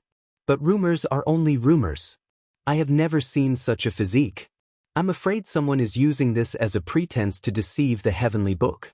Such a technique is too clumsy. The heavenly book was the most precious treasure of the Heart sect. Of course, it couldn't be easily given away. A middle-aged monk thought for a while, looked at Xuandu and asked, "Your friend, what is his name?" Xuandu said, "Uncle Puji, his name is Li Mu." Puji's gaze was deep as he said, "According to what I know, the Ling Jizi of the Fulu school of the Tao sect is called Li Mu. Recently, the other 4 sects of the Tao sect, for the sake of the Fulu school, have offended the number 1 sect, Xuanzong. This matter is extremely unusual. It seems that the 4 sects must have received the promise of the Fulu school to interpret the heavenly book. Ling Jizi possessing the heart of 7 orifices, there is a 90% chance that it is true. There is such a thing? If that's the case, then isn't this Xuanzong's opportunity? But he is a person of the Tao sect. Why would he help our Xuanzong? Could there be some conspiracy behind this? A few elders of the Heart sect revealed a hesitant expression. On one hand, this was the Heart sect's opportunity. On the other hand, this matter was very risky. If the heavenly book was lost, it would cause an unbearable loss to the Heart sect. In the end, an old monk stroked his snow-white long beard and said, "Although the Tao sect is not our enemy, the Heart sect's most precious treasure cannot be given to the Tao sect. Our esteemed guest has come from afar. Xuandu, treat him well. There is no need to mention the heavenly book anymore." When the Xuanzong elders heard this, they did not say anything else. The one who spoke was Elder Puxiang. His cultivation had reached the peak of Dongxian. When the Venerable One was in seclusion, Elder Puxiang was in charge of all matters of the Heart sect. Even the heavenly book of the sect was under his control. When everyone was silent, only Elder Puji stood out and said slowly, "I think that this is an opportunity that our Heart sect cannot miss. We cannot give up on the great opportunity of the Heart sect's rise just because the person with the heart of 7 orifices has the identity of the Tao sect." He walked to the front of the crowd and analyzed. As everyone knows, ever since the Xuanzong exchange, the Tao sect that was originally one has begun to split. Fulu school has roped in the other 4 sects, most likely through the heavenly book. Xuanzong's strength is too strong. Even if the other 5 sects join forces, they would not be able to shake him. At this time, Fulu school must be anxious to find allies. If not, he would not have come to the Heart sect. He came here to gain new allies and has no other intentions. If the Heart sect is suspicious and fearful of him, we will miss this great opportunity. Elder Puji did not stop and continued. Now, the reality of the cultivation world is that with Ling Jizi with the heart of 7 orifices, the heavenly books of the 6 sects of the Tao sect will be completely deciphered except for Xuanzong. The 5 sects will usher in a period of rapid development. The battle between the sects is like rowing a boat against the current. If you don't advance, you will fall behind. If the Heart sect continues to stick to the old ways, I'm afraid there will be no chance for a comeback. Elder Puji's words made the elders fall into deep thought. He knew the situation of the cultivation world like the back of his hand. His analysis was also reasonable. The Heart sect's rejection of the Fulu school's Ling Jizi's suggestion would not be wrong in the short term. However, in the long term, it would be destroying the sect's future. Since ancient times, the decline of many sects in the world of cultivation was not because they did something wrong, but because they did nothing. In the cultivation world, there were hundreds of schools of thought contending. When Tao sect and Buddhism flourished, those schools did nothing wrong and gradually disappeared in the long river of history. Once Tao sect flourished again, the space left for Buddhism to develop would become smaller and smaller. Elder Puxiang, who was in charge of the Heart sect, was obviously moved by Elder Puji's words. After thinking for a long time, he said, "Xuandu, invite Ling Jizi over." Under Xuandu's lead, Li Mu came to a large hall. The first thing he saw were a few shiny bald heads. The strength of the Heart sect could not be compared to the other Tao sects. They only had one person in the seventh realm. At this moment, the 4 monks in front of Li Mu were all in the 6th realm. Li Mu put his palms together and said, "Greetings, elders." When they saw Li Mu, the few elders of the Heart sect felt waves in their hearts. Could the gap between Buddhism and Tao be so great? A young disciple of the Fulu school actually had a cultivation level that did not lose to theirs.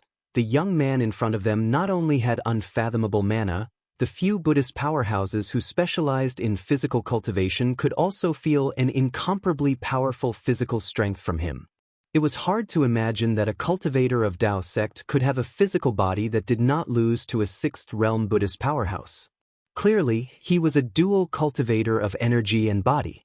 Moreover, he had cultivated both his mana and body to the 6th realm. Elder Puji put his palms together and praised, "Heroes indeed come from the young." With Ling Jizi, it is only a matter of time before the Fulu school surpasses Xuanzong. Li Mu clasped his fists and said, "Elder Puji, you flatter me, you flatter me." When he came, Xuandu had already told him that the Heart sect did not agree with him interpreting the heavenly tomes. It was Elder Puji's strong argument that made them change their mind. Not only was this monk aware of many major events that happened in the cultivation world, but his insight was also very sharp. Even Xuanzong did not know that Li Mu was interpreting the heavenly tomes for the other sections. Yet, he was able to guess the truth of the matter just based on Xuandu's words. At this moment, another old monk walked forward and said, "Ling Jizi is willing to interpret the heavenly tomes for the Heart sect." This old monk is extremely grateful. Li Mu was very clear that he had delivered himself to Xuanzong's doorstep and let them take advantage of him. Any normal monk would suspect that he had ulterior motives. He did not bother to be courteous with the old monk and said, "To be honest, I came this time to form a good relationship with the Heart sect. Xuanzong of Taoism has gone too far. One day, the Fulu school will definitely denounce it. Today, I am helping the Heart sect to interpret the heavenly tomes. I hope that one day, the Heart sect can join the other sects to denounce this unrighteous sect." Xuanzong and the other elders looked at Puji. Elder Puji had guessed correctly. Ling Jizi's goal was indeed to form an alliance with the Heart sect. Elder Puxiang thought for a moment and said, "You should know that Xuanzong is not only the #1 sect of Taoism, but also the #1 sect in the world. Within Xuanzong, there is an 8th realm powerhouse. If there is no 8th realm powerhouse, there is no way to fight against them." Li Mu said, "Elder, don't worry. If we are not fully prepared, we will not act rashly." Elder Puxiang thought for a long time and finally nodded and said, "I heard that you have the heart of 7 orifices. Can you show it to me?" Since they were here to interpret the heavenly tomes, Li Mu naturally had to show it. Otherwise, these old monks would think that he was taking advantage of the situation. He thought for a moment and said to Taoist priest Puxiang, "Can I take a look at the heavenly tomes of your sect?" Elder Puxiang stretched out his hand and a page appeared in his palm. If Ling Jizi really had the heart of 7 orifices, then the heavenly tomes were meant for him to comprehend. There was no harm in letting him take a look. If Ling Jizi did not have the heart of 7 orifices and came here to find an excuse to comprehend the heavenly tomes, he would not be able to comprehend anything in a short period of time. Moreover, the Heart sect would not suffer any losses. Li Mu closed his eyes and scanned the heavenly tomes with his spiritual sense. After a long time, he opened his eyes. After forming a seal, he slowly extended his finger. In the void, a golden finger condensed. An elder exclaimed, "Great Nirvana finger." This great Nirvana finger was a divine ability from the heart sect's heavenly tomes. Li Mu changed his hand's seal and pressed down with his palm. Another golden palm appeared in the main hall. Prajnapam. They watched as Li Mu executed the second Buddhist divine ability. This level of divine ability was only passed down to the core disciples of the heart sect. Normally, outsiders would not be able to understand it. However, this did not exclude the possibility of an accident. However, the divine abilities that Li Mu used afterward were things that even they had never seen before. These divine abilities were very powerful. When executed, there was a Buddhist light that appeared. It was definitely from the heavenly tomes. However, they had never seen it before. If it was not him comprehending it on the spot, then what was it? After executing a few divine abilities consecutively, Li Mu's face turned pale. His body swayed and he shook his head. "No, comprehending the heavenly tomes is too taxing on the mind. I can only comprehend this much this time. I'm afraid I will need half a month before I can recover my mind and comprehend it a second time." Elder Puxiang smiled and said, "There's no hurry. You can stay in the heart sect for a long time. I'll let Xuandu prepare a room for you." Li Mu shook his head and said, "I'm an official of the Great Zhou. I have to manage the Fulu school and interpret the heavenly tomes for the other 4 sections. I'm afraid I can't stay here for a long time.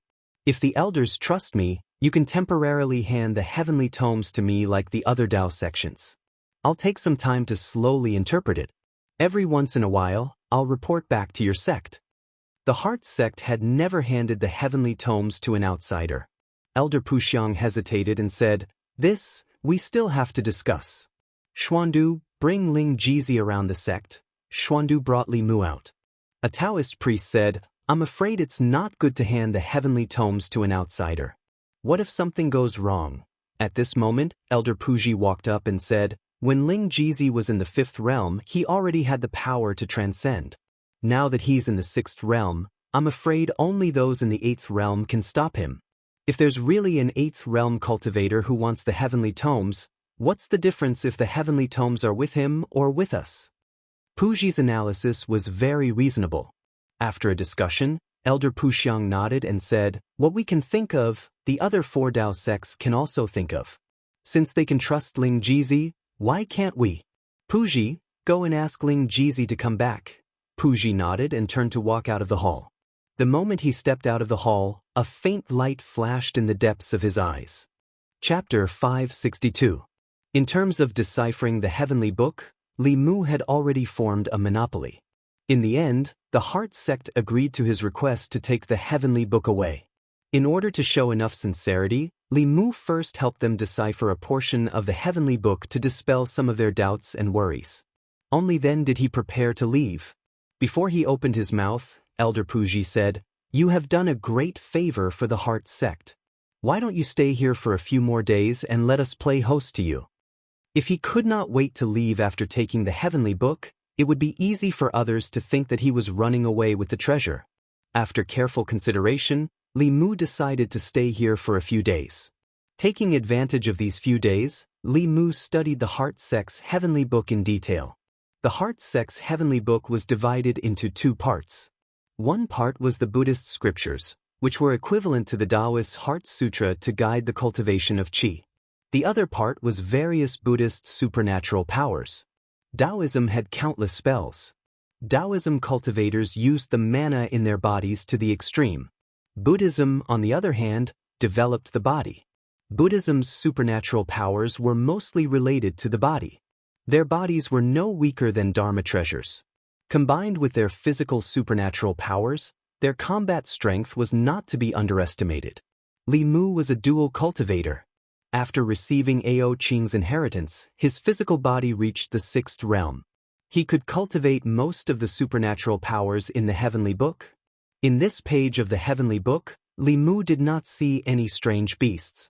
Among the heavenly books that he had, not all of them had such records. When he placed the 9th page of the heavenly book on top of the other 8 pages, the golden door became a little clearer. He now had 9 pages of the heavenly book in his hand.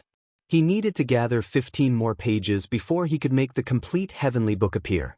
There was still a long way to go in the future. The Heavenly Book was undoubtedly the most mysterious treasure in the world. Every page was a priceless treasure. After collecting all the Heavenly Books, what secrets could be uncovered? What was behind the golden door? These were constantly tugging at Li Mu's heartstrings. After staying in the heart sect for 7 days, Li Mu proposed to leave. Several elders personally sent Li Mu out of the mountain gate. Elder Pu Xiang looked at Li Mu and solemnly said, "I'll leave the Heavenly Book to you, Ling Jizi." Li Mu nodded and said, "Don't worry, Elder. In 10 years at most, I will return the Heavenly Book intact." Similarly, Elder Pu Xiang promised Li Mu, if there comes a day when Taoism denounces Xuanzong, the heart sect will also lend a helping hand. With his ability to decipher the tomes of arcane, Li Mu had become a social butterfly in the cultivation world. Regardless of whether it was Buddhism or Taoism, as long as they had the tomes of arcane, they would need his help. After leaving the heart sect, Li Mu headed north. Lu Hanyan and Li Qing should have already taken the realm-breaking pill. Li Mu planned to wait for them to come out of seclusion at Baiyun Mountain. After flying away from Mount Tiantai, Li Mu stopped flying in the air. He took a step and his body disappeared on the spot. Far away in the sky, 3 shadows suddenly appeared from the void. One of them exclaimed, shrinking the ground into an inch. Could this person be a path integration realm elite? Another person said flatly, that's impossible. At his age, even if he started cultivating in his mother's womb, it's impossible for him to cultivate to the 8th realm. This is an ancient Tao technique that has been lost for a long time. He actually knows the ancient Tao technique. This person has a huge secret. The last person pondered and said, if he's a path integration realm elite, he would have discovered us long ago. The last time I saw him, he was only at the 5th realm. Now, his cultivation is at most Dongxian. He has the Heavenly Book of the 5 sects of Taoism and the Heart sect of Buddhism. If we can capture him, we will have made a huge contribution. We don't have time to waste on you. As soon as he finished speaking, the 3 of them spread out and stood in a triangle. They quickly formed seals with their hands and stretched out their hands at the same time. A thick black gas was released from each of their palms. The black gas connected and formed a huge black triangle.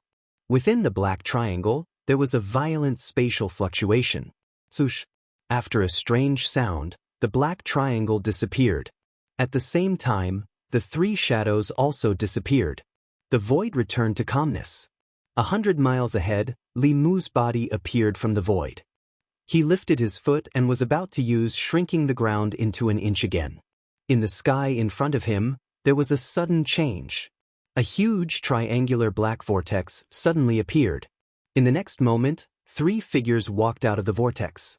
The 3 of them did not conceal their powerful aura. An extremely strong sense of oppression rushed toward him. Li Mu was shocked. Where did these 3 Transcendence Realm elites come from? But soon he sensed a familiar aura from one of them. It was the aura of the demon sect elder who had joined forces with the Green Wolf King in the Demon Nation. Li Mu blurted out, the 3 elders of Yu and Ming. The 3 elders of Yu and Ming were the 3 Transcendence Realm elites sent by the demon sect to guard the Zhu continent. Over the years, they had stirred up trouble all over the Zhu continent. They had stirred up trouble in the Great Zhou, the Demon Nation, and the southern countries. The 3 of them usually hid behind the scenes and rarely appeared. The last time they appeared together was when they besieged the Lord of Illusions. Could it be that they came for him this time? Li Mu did not have time to think. He could deal with 1 Transcendence Realm elite, but there was no way he could win against 3 at the same time. He formed a seal with 1 hand in his sleeve and took a step forward. However, his body remained in the same place. Li Mu's expression turned serious. This space was confined by someone. The demon sect elder who had met Li Mu twice looked at him and said indifferently, for you, the 3 of us have been waiting here for 6 days. How can we let you leave so easily? Li Mu's expression changed slightly. He was indeed the target of the 3 elders of Yu and Ming. In the Demon Nation, he had ruined the demon sect's plan and severely injured one of the 3 elders of Yu and Ming. The demon sect had never given him such treatment. This time, the three elders of Yu and Ming must have come for some important reason. The heavenly book. In just a moment, Li Mu figured out the crux of the matter. They did not come earlier or later. They just had to come when he obtained the heart sect's heavenly book. Their target was the heart sect's heavenly book. Perhaps, it was not only the heart sect's heavenly book, only Xuandu and a few elders of the heart sect knew that he had taken the heart sect's heavenly book. The three elders of Yu and Ming were lying in ambush outside Tiantai Mountain 6 days ago. This meant that someone had leaked the news to them immediately. This person could not be Xuandu. In other words, there was a traitor among the sixth realm elders of the heart sect. Puji's face flashed across Li Mu's mind. No wonder he had been facilitating the cooperation between Li Mu and the heart sect. He also tried his best to persuade the people of the heart sect to let him take the heavenly book away from the heart sect. Only when the heavenly book left the heart sect would the demon sect have a chance to seize it. Li Mu slowly looked at the three of them and asked, "Is Puji one of your people?" That demon sect elder said faintly, "I still have to thank you." Puji had been hiding in the heart sect for 50 years and did not have a chance to take the heavenly book away. If it wasn't for you, I don't know when he would be able to control the heart sect and obtain the heavenly book. Li Mu's heart trembled. For the heart sect's heavenly book, the demon sect actually sent someone to spy in the heart sect for 50 years.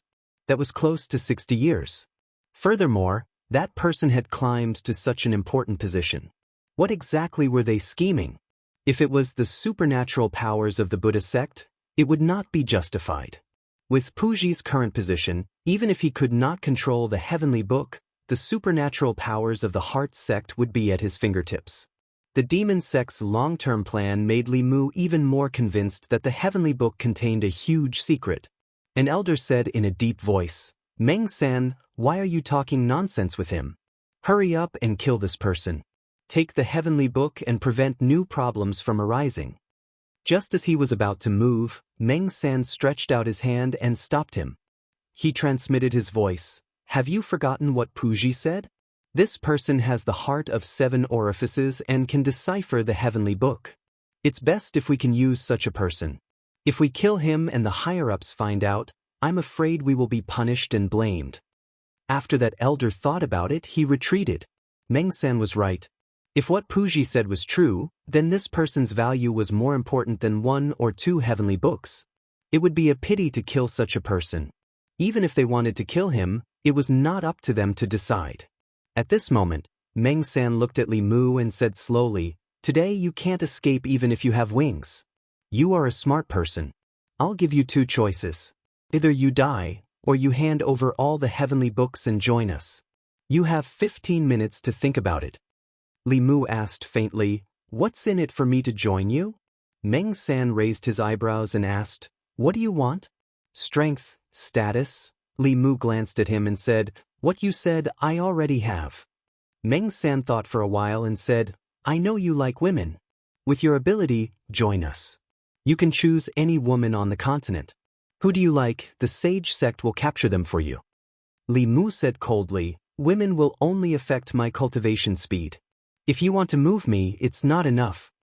Meng-san thought for a while and said, "What if we can increase your lifespan by 60 years? Li Mu said, "You should know that the 7th realm is not difficult for me." Meng-san shook his head and said, "It's not what you think. What I mean is that you can have a maximum lifespan of 30 years as a Dongxian. If you can break through, your lifespan will reach 40 years. He looked at Li Mu and said in a tempting tone, "What do you think? We cultivators fight against the heavens and ourselves. What we seek is immortality. Every year we live is a greater chance of immortality. I don't mind telling you that the real way to immortality is hidden in the tomes of arcane. Join us. With the strength of the devil's doctrine and your ability to decipher the tomes of arcane, perhaps one day you will be able to decipher the great path of immortality." The expressions of the other 2 old men changed as they shouted sternly, "Meng-san." Meng-san stretched out his hand and said, "It's fine. This is not an absolute secret. What can you do if you tell him?" Li Mu was shocked. The demon sect actually had such a heaven-defying technique that could prolong a cultivator's lifespan. And it was not a short one like the Tianji talisman. It could prolong a Dongxian cultivator's lifespan by 60 years. How much could this increase the chance of breaking through to the 7th realm? If the two elders had 60 more years of lifespan, even if they couldn't reach the 8th realm, they could still protect the Fulu school for another 60 years. This was something Li Mu didn't even dare to think about before.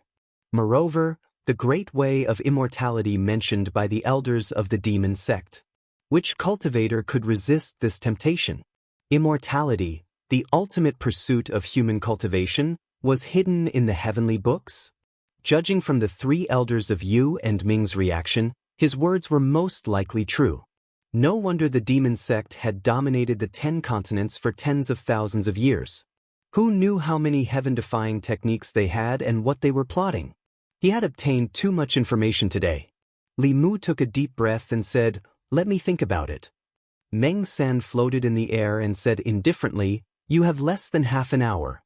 Li Mu stood in place, his expression changing. He seemed to be making a difficult choice. Prolong his lifespan by 60 years was a great temptation. Li Mu was even more tempted by eternal life. However, joining the demon sect was impossible. He could only listen to half of what the demon sect said. It was true that they could prolong his lifespan. However, if he joined the demon sect, he would most likely be used as a machine to decipher the heavenly books. He would probably lose his freedom. Of course, he would not let go of this opportunity. Not to mention eternal life, Li Mu would not let go of the opportunity to prolong the elder's lifespan by 60 years. He had already secretly sent a message to the Empress. What he needed to do now was to stall for time. There were no secrets between him and the Empress. He had already taught the Empress the 9 words mantra. With her cultivation, she could use the earth shrinking technique to cross hundreds of miles with a single step. Including the time between casting the technique, she should have taken less than half an hour to reach here. Even if he only caught one of the 3 elders of Yu and Ming, it would be an extremely important harvest. Demon sect elites of this level would definitely know more secrets. Half an hour passed quickly. Meng San asked Li Mu, "Have you thought about it?" Li Mu said, "How can 15 minutes be enough for such an important matter?" "Give me another hour." Meng San's expression darkened. Stalling for time is useless. No one can save you today. The 3 elders of Yu and Ming had come personally to capture a 6th-level junior. It was indeed very difficult for them to fail. Unless several transcendence cultivators or a path integration cultivator came. Even if the possibility was very small, they did not want any accidents to happen. An elder said, "No need to talk nonsense with him. Take him back. There will be plenty of time for him to slowly think about it." After saying that, he directly reached out to grab Li Mu. The elder's hand became incomparably huge. Li Mu's body was also imprisoned by the power of heaven and earth. He could only watch as the hand reached out to grab him.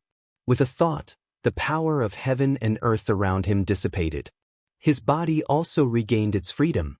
Then, he formed a seal with his left hand and pointed forward with his right. A golden finger met the giant hand. When the two collided, the finger directly collapsed.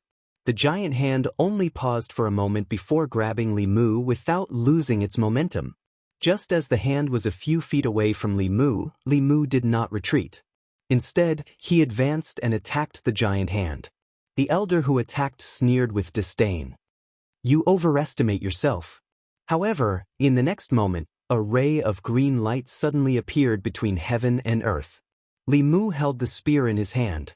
The tip of the spear glowed with green light as it viciously stabbed into the giant hand. Boom!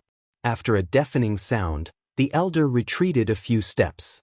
His hand also rapidly shrank. His face was gloomy as he looked at the bloody hole in his palm with a bewildered expression. Chapter 563. As a 7th realm cultivator, Ming Yi was in disbelief. This person was only Dongxian, but he could hurt him. What kind of Dharma treasure was his spear? At this moment, Ming San reminded him, "Be careful. This person's supernatural powers are strange." Even Xuanzong's Dao Qingzi was hurt by him. Don't be careless and treat him like a 7th realm cultivator. Li Mu held the spear in his hand. The weapon of a ninth realm dragon king was indeed extraordinary. If he had used the Qingxian sword just now, he probably wouldn't have been able to break through the demon sect elder's defense. After hitting the target, Li Mu formed another seal. The spear left his hand and pierced towards the elder.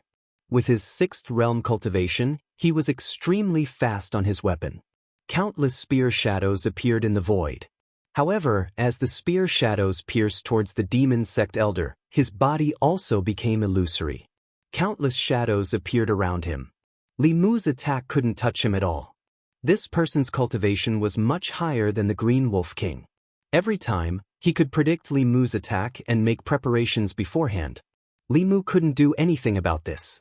After all, a transcendent realm cultivator was on another level. This kind of supernatural power was almost always effective against cultivators with lower cultivation. To cross the gap between the middle realm and the upper realm, one needed to catch the opponent off guard. Just like the intellectual sword when he hurt Dao Qingzi and the first spear just now, Li Mu reached out. The spear flew back into his hand and he stabbed it in the air. Ming Yi waved his sleeve. A black lotus platform flew out from his sleeve and smashed towards Li Mu. Suddenly, the person in front of him changed. From Li Mu to Ming San. Nightmare 3, who was watching the battle from the side, had just reacted when a black lotus throne came crashing down on him. He hurriedly put up a mana shield, but it only managed to stop the lotus throne for a moment before it shattered into pieces. The lotus platform didn't slow down. It smashed into him. Ming San flew back 100 feet and spat out blood. His aura instantly weakened. Pei San suddenly appeared where that person was and took his attack. Pei Yi's eyes widened in an instant and then his pupils contracted. Behind him, where Ming San had been, a powerful spiritual energy fluctuation suddenly came. He couldn't dodge in time and his waist was pierced by a spear. A blinding green light exploded from the spear, bringing with it a destructive force as it exploded inside his body. Ming Yi's body turned into a cloud of black mist and instantly appeared 1,000 feet away, condensing his body once again. There was a ball of black gas wriggling around his abdomen. His aura was not as strong as before. He stared at Li Mu. Li Mu didn't have it easy either. Earlier, he had expended a small portion of the mana in his body to forcefully perform shadow shift with one of the 3 elders of the netherworld, catching them off guard and injuring them at the same time. At this moment, Li Mu stood in the void with his spear. 2 of the 3 elders of the netherworld were weak, while the others' eyes were filled with disbelief. The 3 of them had roamed the Zhu continent for so many years. When had they ever suffered such a great loss? And it was at the hands of a cultivator from Dongxian. Where did he get such a treasure, and where did he learn such a strange ability? The 3 of them looked at each other. The tacit understanding they had formed over a long time allowed them to connect their minds in an instant. At the same time, they shot out a ray of black light towards Li Mu. The space was sealed. The 3 elders of the netherworld blocked Li Mu's path of retreat from 3 different directions, leaving him no room to retreat. With his cultivation, facing 3 transcendents head-on was no different from seeking death. Just as Li Mu was about to summon the Dao Bell and prepare to resist for a while, the space in front of him rippled and a figure appeared. The Empress must have just left the court. She was wearing a dragon robe and a phoenix crown. As she appeared, the 3 rays of black light were annihilated. The 3 elders of the netherworld gathered together again with a shocked expression. Ming San even blurted out, "The Empress of the Great Zhou." Feeling the aura of the woman opposite him was stronger than before, Ming San wanted to retreat. However, he didn't want to let go of this rare opportunity. He shouted, "No matter how strong she is, she's only at the 7th level. Let's attack together." Just as he finished speaking, he suddenly saw Ming Er's figure opposite him. And at Ming Er's original position, there was a powerful aura that made his hair stand on end. Recalling Li Mu's strange divine ability just now, Ming San's expression changed greatly. He wanted to retreat, but it was already too late. A tyrannical magic power swept across, and his body and primordial spirit were both severely injured. Li Mu didn't miss this opportunity. He stabbed forward with his spear. Ming Er, who was teleported over by the Empress, was pierced through by the spear. The strength of the Empress of the Great Zhou was beyond his imagination. Ming-san didn't dare to stay any longer. He immediately said, "Let's go." A ball of black light burst out of the three's bodies at the same time. Then they disappeared into thin air. When they reappeared, they were already gathered together. Their palms were connected. A black light flashed and they actually disappeared into thin air. Only a spatial fluctuation was left behind. Li Mu hurriedly said, "Your Majesty, don't let them escape." Zhou Yi appeared beside him. He closed his eyes and opened them again. He said, "It's a long-distance teleportation formation. They're no longer in Zhuzhou. We can't catch up with them." Although Li Mu felt it was a pity, capturing a 7th level alive was already an extremely difficult task. Moreover, there were 3 of them. He didn't delay and immediately said, "I need to go to Xinzong immediately." At the same time on Tiantai Mountain. In the concealment formation, a golden light suddenly flew out from one of the meditation rooms.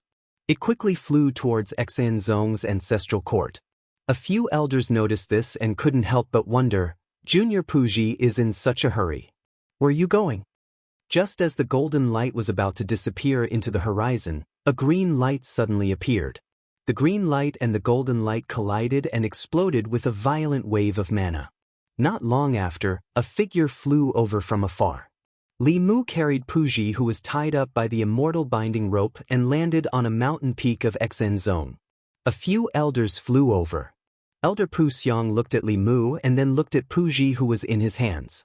He said in shock, "Ling Jizi, this is..." Li Mu casually threw Puji on the ground and said, "Elder Pu Xiang, you should ask him properly." After a while, the few elders of Xinzong were all shocked and exclaimed, "Senior Puji is a spy from the demon sect? How is this possible? Did Ling Jizi make a mistake somewhere?"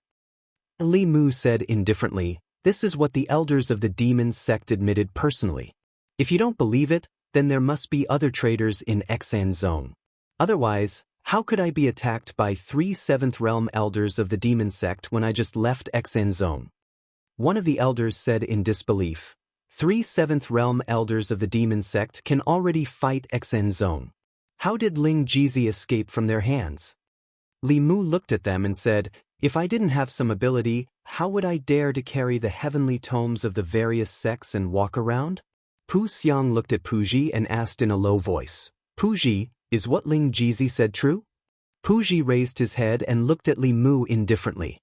He slowly said, "To be able to defeat the 3 elders, no wonder you dared to bring so many tomes with you. This poor monk has underestimated you. This poor monk has nothing to say." After Puji finished speaking, the few elders of Xinzong were shocked. "Senior Puji, you really... I don't believe it. Why did you do this? How can you face our brothers and sisters? How can you face Buddha?"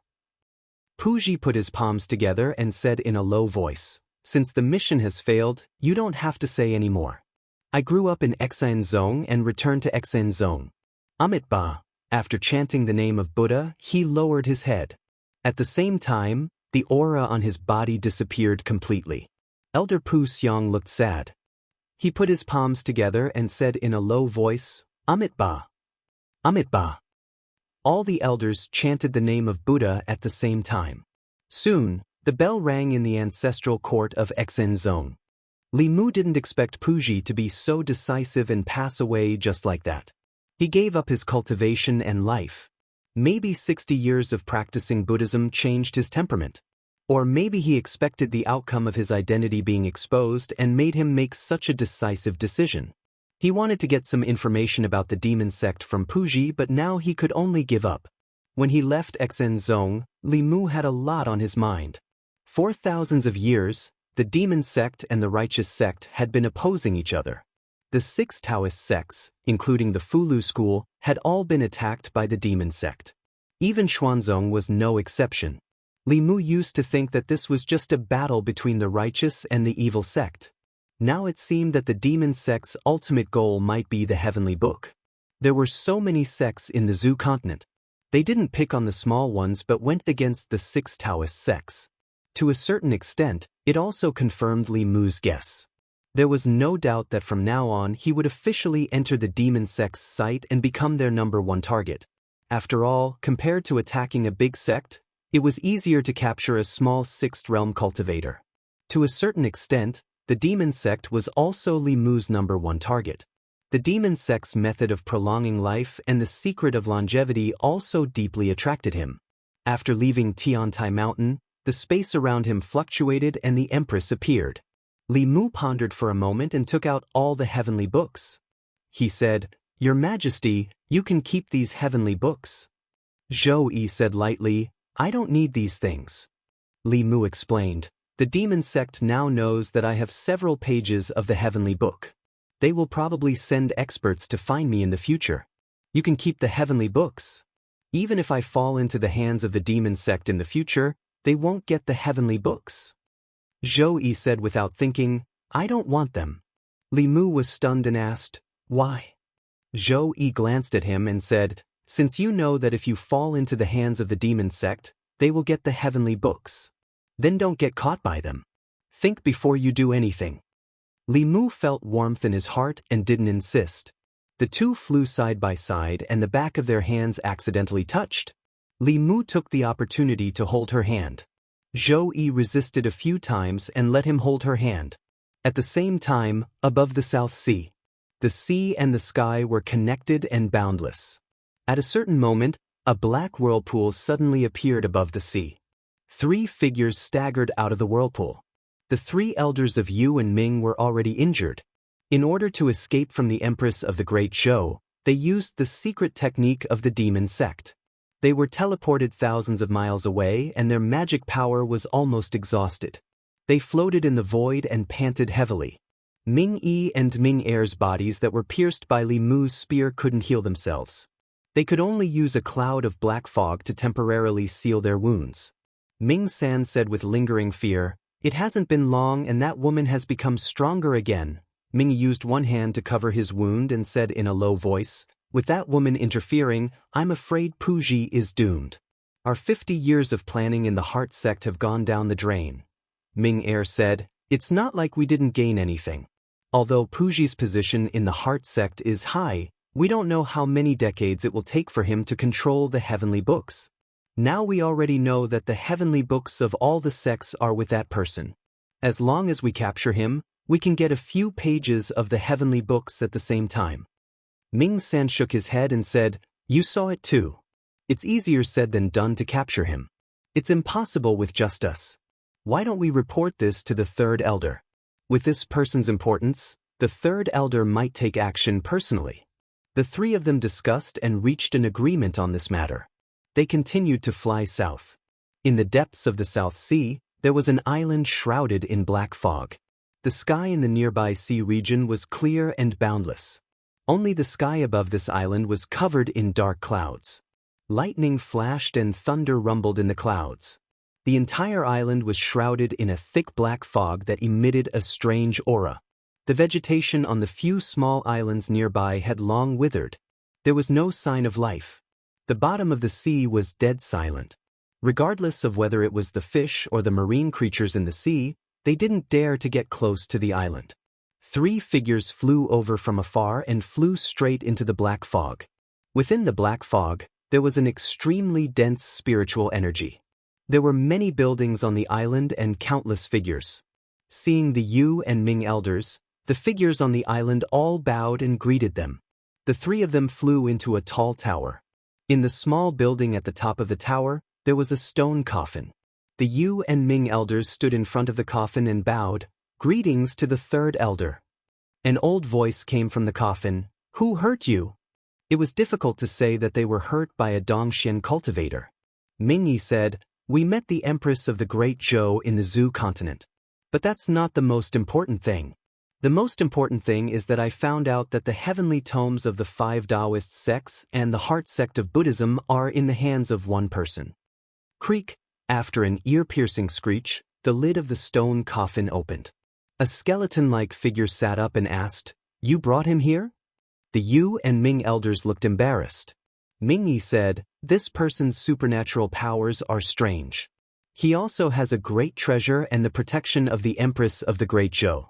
We couldn't catch him. If the third elder makes a move, we'll definitely be able to capture him. At that time, we'll at least get the 6 pages of the heavenly tomes. 2 gloomy flames appeared in the eyes of the old man, who was so old that only his skin was left sticking to his bones. He said calmly, "As long as Tianjizi is alive, I can't set foot on the Zhu continent." "Who is this person you're talking about?" Ming Yi formed a seal with his hands. An image appeared in the void before him. In the image was the scene where the 3 of them intercepted Li Mu. The old man looked at the young man in the image with gloomy flames in his eyes. When he saw Ming Yi reach out to grab Li Mu, but his palm was pierced by the latter's spear, the gloomy flames in his eyes suddenly extinguished. He blurted out, "Ao Qing." Chapter 564. Ao Qing. The 3 elders of Yu and Ming had never heard of this name. Ming-san explained, "Third elder, this person's name is Li Mu. He's a disciple of the Fulu school." At this moment, the fire in the eyes of the skeleton-like elder lit up again. He whispered to himself, "Did that lascivious dragon also pass on its memories? This is going to be troublesome." He looked at the 3 elders of Yu and Ming and asked, "Is this person extremely lecherous and has countless beauties as his companions?" Ming-san bowed and said, "Third elder's foresight is divine. This person is indeed extremely lecherous and has many beauties as his companions. Not only did he have an affair with the Queen of Thousand Fox Country, but he also had an affair with the Empress of the Great Zhou." The elder continued to ask, "Are there snakes, dragons, foxes, and ghostly cultivators by his side at the same time?" Ming-san nodded and said, "According to our intelligence, there are 2 fox women and a pair of snake demon sisters who are related to him. As for ghostly cultivators, we haven't found any." The elder in the stone coffin exhaled and whispered, "It really is him. No wonder you 3 returned in defeat." That lascivious dragon had already touched that realm. The 3 elders of Yu and Ming were confused by the elder's words. Ming-san asked tentatively, "Third elder, what should we do next?" The elder was silent for a long time before saying, "No matter who it is that has survived until now, they have to start from the beginning every time they reincarnate. His cultivation is only at the 6th realm, but his supernatural powers and battle experience are far superior to yours.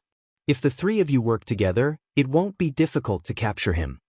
After another moment of silence, he continued to ask, "Is there any news of the White Emperor?" Ming-Yi shook his head and said, "No.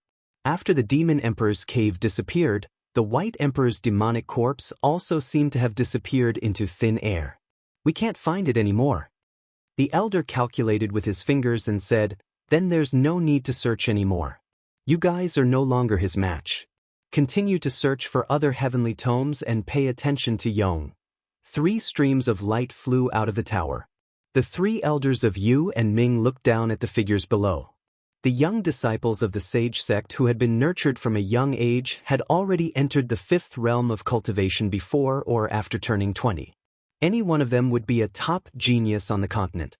However, in front of this monster-like young man, the light of the genius disciples of the sage sect seemed so dim. At the top of the tower, the old man sat in his coffin and looked into the distance. He said in a low voice, "The situation has changed again." He stretched out his hand, and a gray ball of light appeared in his palm. After pondering for a moment, he said, "Shui Yun, come and see me." The voice spread out from the tower. A young man who was cultivating in one of the buildings on the island immediately ended his cultivation and flew towards the tower. Everyone on the island looked at the stream of light with envy. The 3rd ancestor has awakened. 3rd ancestor has summoned Shui Yun again. I wonder what benefits he'll get this time. The body of blood in Yin is so good. It's only been a few years, but his cultivation has already been pushed to the peak of the 5th level. I'm afraid he'll reach the 6th level soon." The young man flew into the tower and knelt down on both knees. He said respectfully, "Greetings, 3rd ancestor." The old man sat in the coffin and asked, "How is your blood fiend demonic art?" The young man said, "I've already reached the peak of the 5th level. I encountered a bottleneck a month ago and couldn't break through. I was just about to ask 3rd ancestor." The old man flew out of the coffin and came before him. He said, The Blood Fiend demonic art is a top cultivation technique. There are 9 levels, and each level corresponds to a realm. You can only begin to cultivate the 6th level when your cultivation has broken through to the Dongxian. He waved his sleeve, and a blood-red pill appeared before the young man. He looked at the young man and said, "Take this. I'll protect you and help you to reach the 6th level." The young man was pleasantly surprised.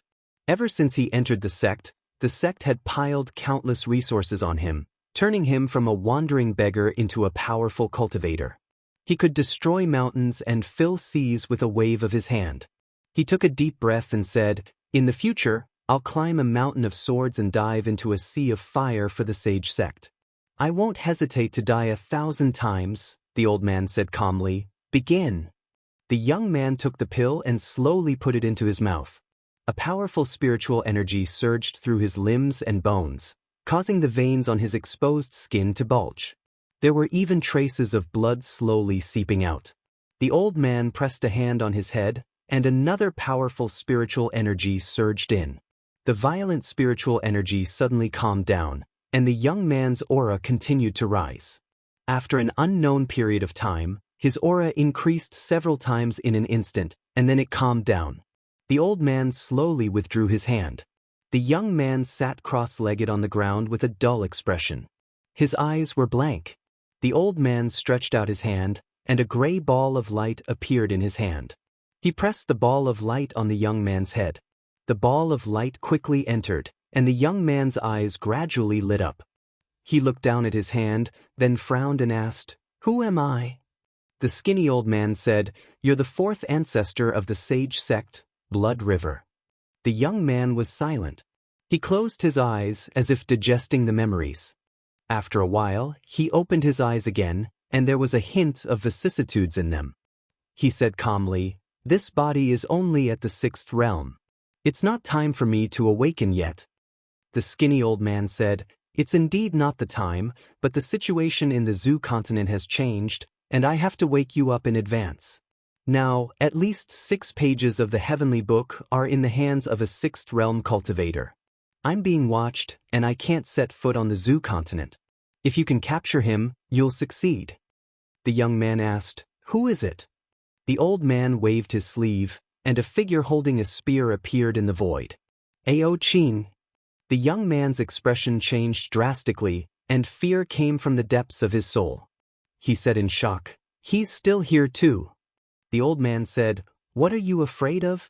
Even if someone inherited his memories, he's only at the 6th realm now. You should quickly advance to the 7th realm, capture him, and take revenge. Won't that be easy?" The young man's expression was uncertain.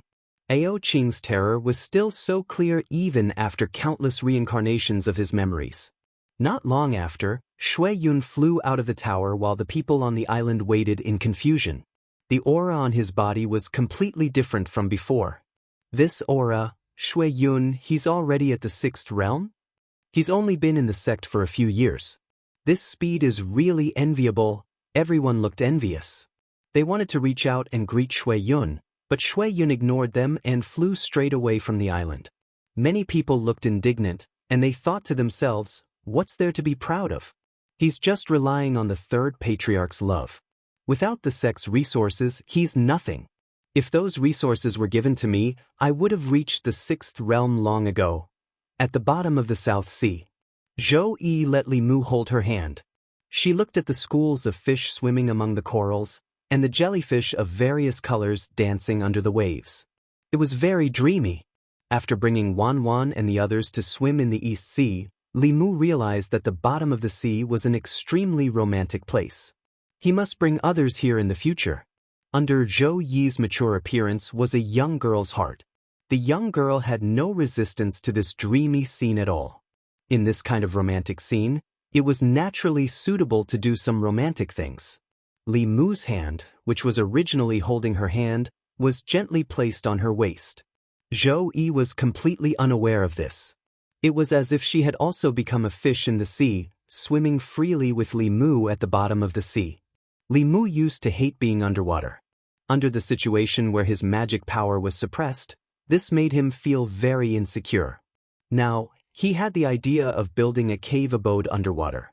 Every year, he would bring them here to avoid the summer heat and have a vacation. It would be fun of its own.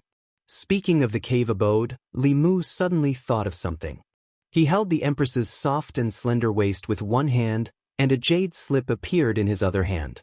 This was a treasure map he got from Jianghu. The location was in the South Sea, but it was in the deeper parts of the sea. Li Mu didn't have the ability to explore in the past. This time, it was a good opportunity to check it out. The two of them traveled all the way to the deep sea. The sea was full of danger, mainly from the water tribe and some sea beasts. The water tribe was the overlords of the water. It was not difficult for them to kill humans in the water. In comparison, the sea beasts were more difficult to deal with. They were some primitive beasts. Their intelligence was not high, but they were very strong. They would attack all creatures that invaded their territory. Even if they were facing beings that were much stronger than them, they would still dare to take the initiative to attack. Li Mu and the Empress swam all the way here, and they saw a giant tortoise that was as large as a mountain, a strange fish with 3 heads, and a cuttlefish that was over 300 meters long. If Li Mu hadn't received Ao Qing's inheritance, with his cultivation level of level 6, it would have been difficult for him to deal with these things. For ordinary human cultivators, the deeper the sea, the greater the suppression on their cultivation. But for these sea beasts, the deep sea was their home ground. With Jianghu's cultivation, he could still swim freely in the shallow sea. But once he went deep into the sea, there was a high possibility that he would not be able to return. Boom! Li Mu once again raised his spear and repelled a huge squid. That sea beast also knew that the human in front of it was not to be trifled with. After spitting out a mouthful of ink, it fled. Li Mu propped up a water screen beside the Empress and himself. When the ink dissipated, what appeared in front of them was an undulating underwater mountain range. The location recorded on the treasure map was here. Li Mu could tell at a glance that there was a formation set up in this mountain range. The formation was mainly for protection. Generally speaking, cultivators would set up such a protective formation in their cave abodes or sections. In other words, Jianghu's treasure map pointed to a cave abode at the bottom of the sea. Humans would not build caverns at the bottom of the sea. The caverns here should belong to the Water Clan or the Dragon Clan. The formations in the mountains were not very powerful. Most of the formations would run out of spiritual qi in a short period of time without the maintenance of cultivators. This formation was no exception. Even if it cleverly used the mountain range as its foundation, the spirit qi contained in the mountain range would dissipate with the passage of time. Even if Li Mu did not do anything, this formation would completely lose its effect in 100 years. Li Mu easily broke the formation that was on the verge of losing its effect.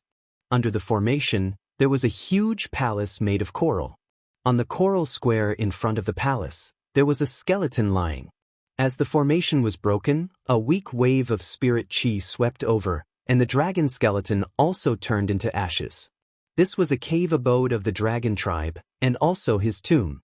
Li Mu and the dragon tribe were somewhat related. He gathered the ashes scattered in the square and buried them in the center of the square. Then, he cut a piece of coral and made a wordless tombstone for him. Then, he and the Empress began to search the cave abode. The dragon tribe had 2 most important natures, lust and greed. It was difficult for them to reproduce with their own kind. They would leave their bloodline everywhere and create many new species with countless races. At the same time, they also liked to collect treasures. Most adult dragons were very rich. Even if they died, they would choose to sleep with their treasures. Li Mu now suspected that the story about the dragon tribe being very rich was made up by someone. Chang Xen was so poor that she was the only one left. Ao Qing also did not have many treasures. This nameless dragon tribe's cave abode was also empty. Could it be that someone had already been here before Li Mu? Li Mu looked carefully and did not find any traces of someone having been here. There was also a certain possibility that he had placed the treasures in the flask heaven space. Generally speaking, when a powerhouse of the upper realm died, the flask heaven space opened by them would stay in place and move with the fluctuations of space. Li Mu could take a gamble. He took out the long spear, and after circulating his spirit qi, he stabbed it into the void above his head. Where the tip of the spear passed, a gap appeared in the void. Through the gap, another space could be faintly seen. Li Mu held the Empress' hand, and their figures disappeared. When they reappeared, they were already in a dead silent space. This space was much smaller than the Demon Emperor's space. It was about the same size as the space that Li Mu was pulled into by the old man in Xuanzong. It could be seen that this dragon tribe powerhouse's cultivation was at the 8th realm when he was alive. On the ground of the space, there were piles of spirit jades scattered, but they had all lost their spirit qi. The spirit jades in the flask heaven space could not be preserved for a long time. In order to maintain the vitality of the space, it needed the nourishment of spirit qi. When the owner of the space was alive, they could absorb spirit qi from the outside world. When the owner of the space died, it could only consume the spirit qi inside. Spirit jades, pills, and magic treasures. Without any protective measures, the spirit qi within them would gradually dissipate, and they would become useless. Li Mu looked at the spirit jades and magic treasures that had lost their spirit qi, and his heart was filled with endless regret. The spirit jades would shatter with a touch, and the magic treasures could only be reforged. Li Mu did not waste any of these magic treasures and put them away. The materials used to forge magic treasures were still useful. When he put away a bow, Li Mu's hand movements paused. This bow actually contained a strand of spirit qi, which formed a sharp contrast with the other magic treasures that had lost their spirit qi. Bark-shaped magic treasures were very rare in the cultivation world. Li Mu casually pulled the bowstring, and his expression suddenly changed. At this moment, more than half of the magic power in his body was sucked away by the bow. The bow in his hand shone with a golden light, and an illusory arrow condensed on it. Not only that, but Li Mu's magic power was also continuously being sucked into the bow. Zhou Yi felt the destructive power in the arrow, and immediately said, "Let go." Li Mu let go of the bowstring, and a golden light shot out, directly penetrating the barrier of the flask heaven space. A black hole appeared on the spatial barrier, and it was still expanding rapidly. Zhou Yi grabbed Li Mu's wrist and said, "This space is about to collapse, let's go." In the next moment, the two of them teleported out and appeared in the sky above the sea. Li Mu heaved a sigh of relief. The collapse of the flask heaven space was no small matter. If they were swept into the spatial turbulence, he and the Empress would be a pair of miserable lovebirds today. He looked down, and a huge whirlpool appeared on the originally calm sea. The whirlpool was dozens of miles in diameter, and countless fish and prawns were swallowed up. The magic power in his body was less than 10%, and he felt a deep emptiness. Li Mu looked at the bow in his hand. The bow was no longer shining with golden light, and it had returned to its original state. There were 2 words carved on it in the dragon language, and it seemed to be the name of the bow. Li Mu identified it and whispered, "Shooting the sun." Chapter 565. Li Mu had never seen such a powerful magic weapon in the sky before. This was definitely not something that could be created with the current level of refining. It was not even recorded in the heavenly book of the North sect. The power of this magic treasure was even above Ao Qing's spear. Of course, this bow also consumed a lot of magic power. With Li Mu's magic power, he could not draw the bow a second time. Even the arrow just now was not at full power. Under the Empress's reminder, Li Mu cut off his magic power in advance. The bow was named Sun Shooting. The power of this bow lived up to its name. This was originally something that Li Mu and the Empress found to do out of boredom when they were roaming the bottom of the sea. They did not expect that the ordinary jade scroll that they got from Jianghu would have such a great harvest. With Ao Qing's spear nearby and the sun shooting bow far away, Li Mu was confident that he could kill one of the 3 elders of Yu and Ming. The collapse of the flask space at the bottom of the sea formed a turbulent whirlpool. It took a long time for it to dissipate. It was not easy for the Empress to come out. She was in the mood for fun. Coincidentally, Lu Hanyan and Li Qing were in seclusion. Li Mu did not have anything important to do, so he took her around. This place was not far from the South County and was also very close to the north. Zhou Zhong once said that there were traces of the demon sex activities in the north. Li Mu wanted to find out more about it. North, Mount Jin. As soon as the two figures landed, a figure flew out from one of the halls. Zhou Zhong looked at Li Mu and the Empress who had turned into Shangguan Li and asked, "Why are Lord Li and Commander Shangguan here?" Li Mu said, "You said a few days ago that there were people from the demon sect in the north. How's the situation recently?" Zhou Zhong said, "It's not optimistic. Sangu and the others eliminated some of the demon sect's spies in the north. The north is temporarily stable, but the Shen Kingdom's royal family in the central state has been moving frequently in the past few months. They seem to be planning something. I suspect that they have already joined forces with the three Buddhist sects. If the Shen Kingdom's royal family really joined forces with the three Buddhist sects, then the northern state would indeed be in trouble. The Shen nation was the birthplace of Buddhism. The Shen nation's royal family had always had close ties with Buddhism. The Nirvana sect, Suffering sect, and Mind sect were similar in strength to the Heart sect. Each sect had a seventh realm supremacy. If they joined forces, Zhou Zhong and Li Mu wouldn't be able to stop them with just the demon corpses left here. Since he was already here, he might as well resolve the northern state's crisis before leaving. Li Mu made a decision and said to Zhou Zhong, "We will stay here for a few days." Zhou Zhong nodded and said to Sangu, who had followed them out, "Prepare a room for Lord Li and Commander Shangguan." Li Mu coughed and said, "There are two of us." Zhou Zhong looked at him and asked, "Do you need two rooms?" Li Mu said, "Of course, we're not in that kind of relationship. However, it's best if the two rooms are connected. I still have something important to discuss with Commander Shangguan." After all, he and the Empress had just broken through a thin layer of window paper.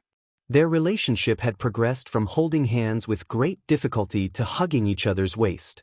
They were still far from living in the same room. After staying in his room for a while, Li Mu went to the Empress's room. The Empress was cultivating cross-legged on the bed. Li Mu sat at the table and looked at her with one hand propping up his cheek. Zhou Yi's face gradually turned red. Then she opened her eyes and asked angrily, "Have you seen enough?" Li Mu smiled at her and said, "I'll never see enough." Zhou Yi glanced at him and asked, "Did you often use such words to deceive other women in the past?" Li Mu said, "I swear, this is the first time." Li Mu really hadn't experienced much about love. With Lu Hanyan, it was like yin and yang attracting each other.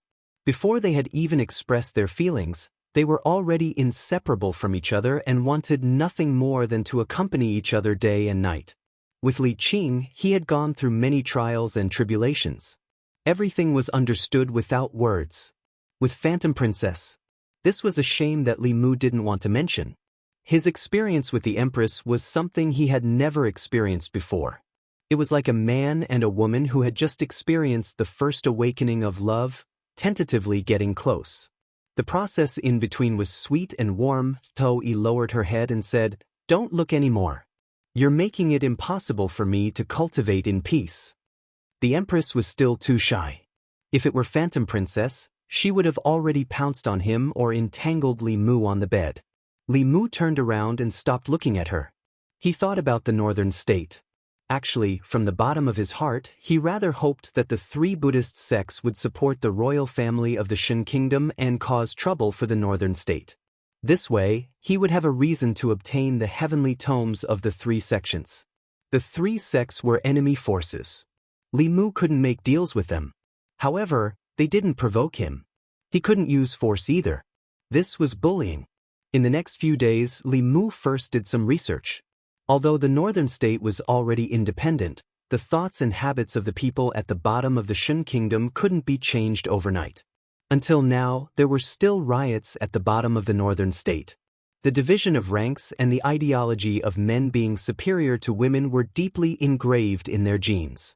This was a good thing for Zhou Zhong.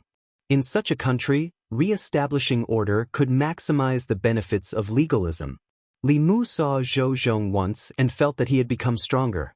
If the entire Shen Kingdom was under his control, transcendence might not be the end of his cultivation. Although legalism was a small group, if they had a suitable cultivation environment, their cultivation speed would be very shocking. At the entrance of a palace in Mount Jin, Wei Peng stood behind Zhou Zhong. He looked at the two rooms opposite him and shook his head. Why bother? Just prepare one room for them. They're together all day anyway.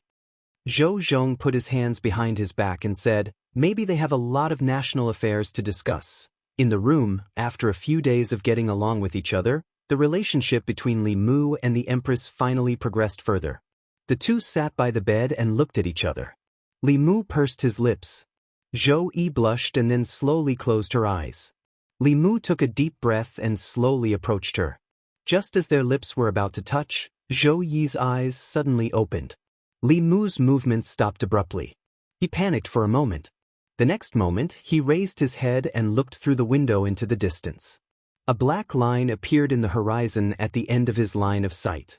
At the same time, Zhou Zhong, who was standing in front of a palace, also flew up. At the border of the northern state, countless figures flew over. In the room, Zhou Yi's body disappeared. When she reappeared, she was already in the air. A few black lines appeared on Li Mu's forehead. He and the Empress had been together day and night, and had cultivated their feelings for each other for several days. It had not been easy for him to pry open the Empress's heart. Just now, he had only been 0.01 centimeters away from the Empress's lips. Then, he was interrupted by these damned people. Li Mu looked at the horizon. Anger burned in his heart. In the sky, hundreds of figures flew over. Their target was Mount Jin. At the very front of the crowd was a bald man with countless blood-red runes drawn on his head. He looked a little demonic as he reclined on a white jade chair. On his left and right, there were two women in his arms. The bald man's hands roamed over the two women's bodies. A young man in luxurious robes stood respectfully behind him. He said in a flattering voice, once we exterminate the rebels of the northern state, we will choose even more beauties for the imperial preceptor. At the front of the crowd were 3 old monks. The 3 of them stood on lotus platforms with their eyes closed. It was as if they did not want to see the lewd scene on the chair. These people were extremely fast. They soon approached Mount Jin. Jianghu was already floating in the air. When he saw the 3 old monks from afar, his expression changed drastically. He said in horror, 3 supremacies. The battle had not started, but he was already in despair. The Qin Kingdom's imperial family had actually invited 3 supremacies. 3 seventh realm Buddhist powerhouses. In addition, there was the powerhouse on the white jade chair whose aura was not inferior to the 3 supremacies. His life was going to end today. After careful observation, he recognized that the man on the chair was the great elder of the demon Dao's Hehuan sect. The Hehuan sect was notorious in the southern states.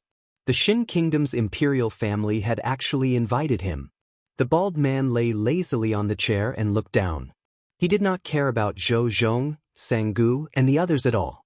However, when he glanced at the other young lady, his eyes suddenly lit up. He violently pushed the 2 women beside him away and flew straight to the young woman. His voice echoed in everyone's ears, "What a beautiful woman! Why don't you follow me?" At this moment, the space beside the young woman fluctuated. A young man appeared. The young man's expression was very ugly. A simple bow appeared in his hand. He pulled the bowstring and shot an arrow. A golden arrow pierced through the air and left a black mark in the void. It was the mark of space collapsing. The bald man did not even have time to think before the arrow pierced through his body. Boom! His body exploded. His limbs flew everywhere and were swallowed by a black hole that appeared where he was. An extremely illusory shadow tried to break free from the black hole but was still mercilessly swallowed. In the void, only an extremely unwilling roar was left. The black hole gradually disappeared. The bald man's figure also completely disappeared as if he had never appeared. After killing the enemy with 1 arrow, Li Mu's magic power was completely drained. Even his physical strength was exhausted. He fell powerlessly into the void and landed in a soft and fragrant embrace. Chapter 566. Heaven and earth suddenly fell silent.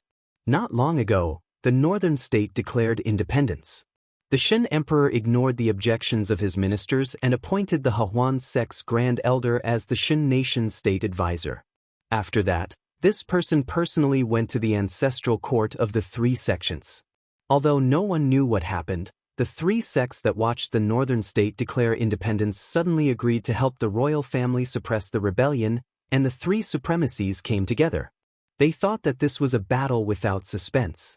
Who would have thought that before the battle officially started, the Hehuan sect's grand elder was killed by an arrow? Even his essence spirit was not left behind.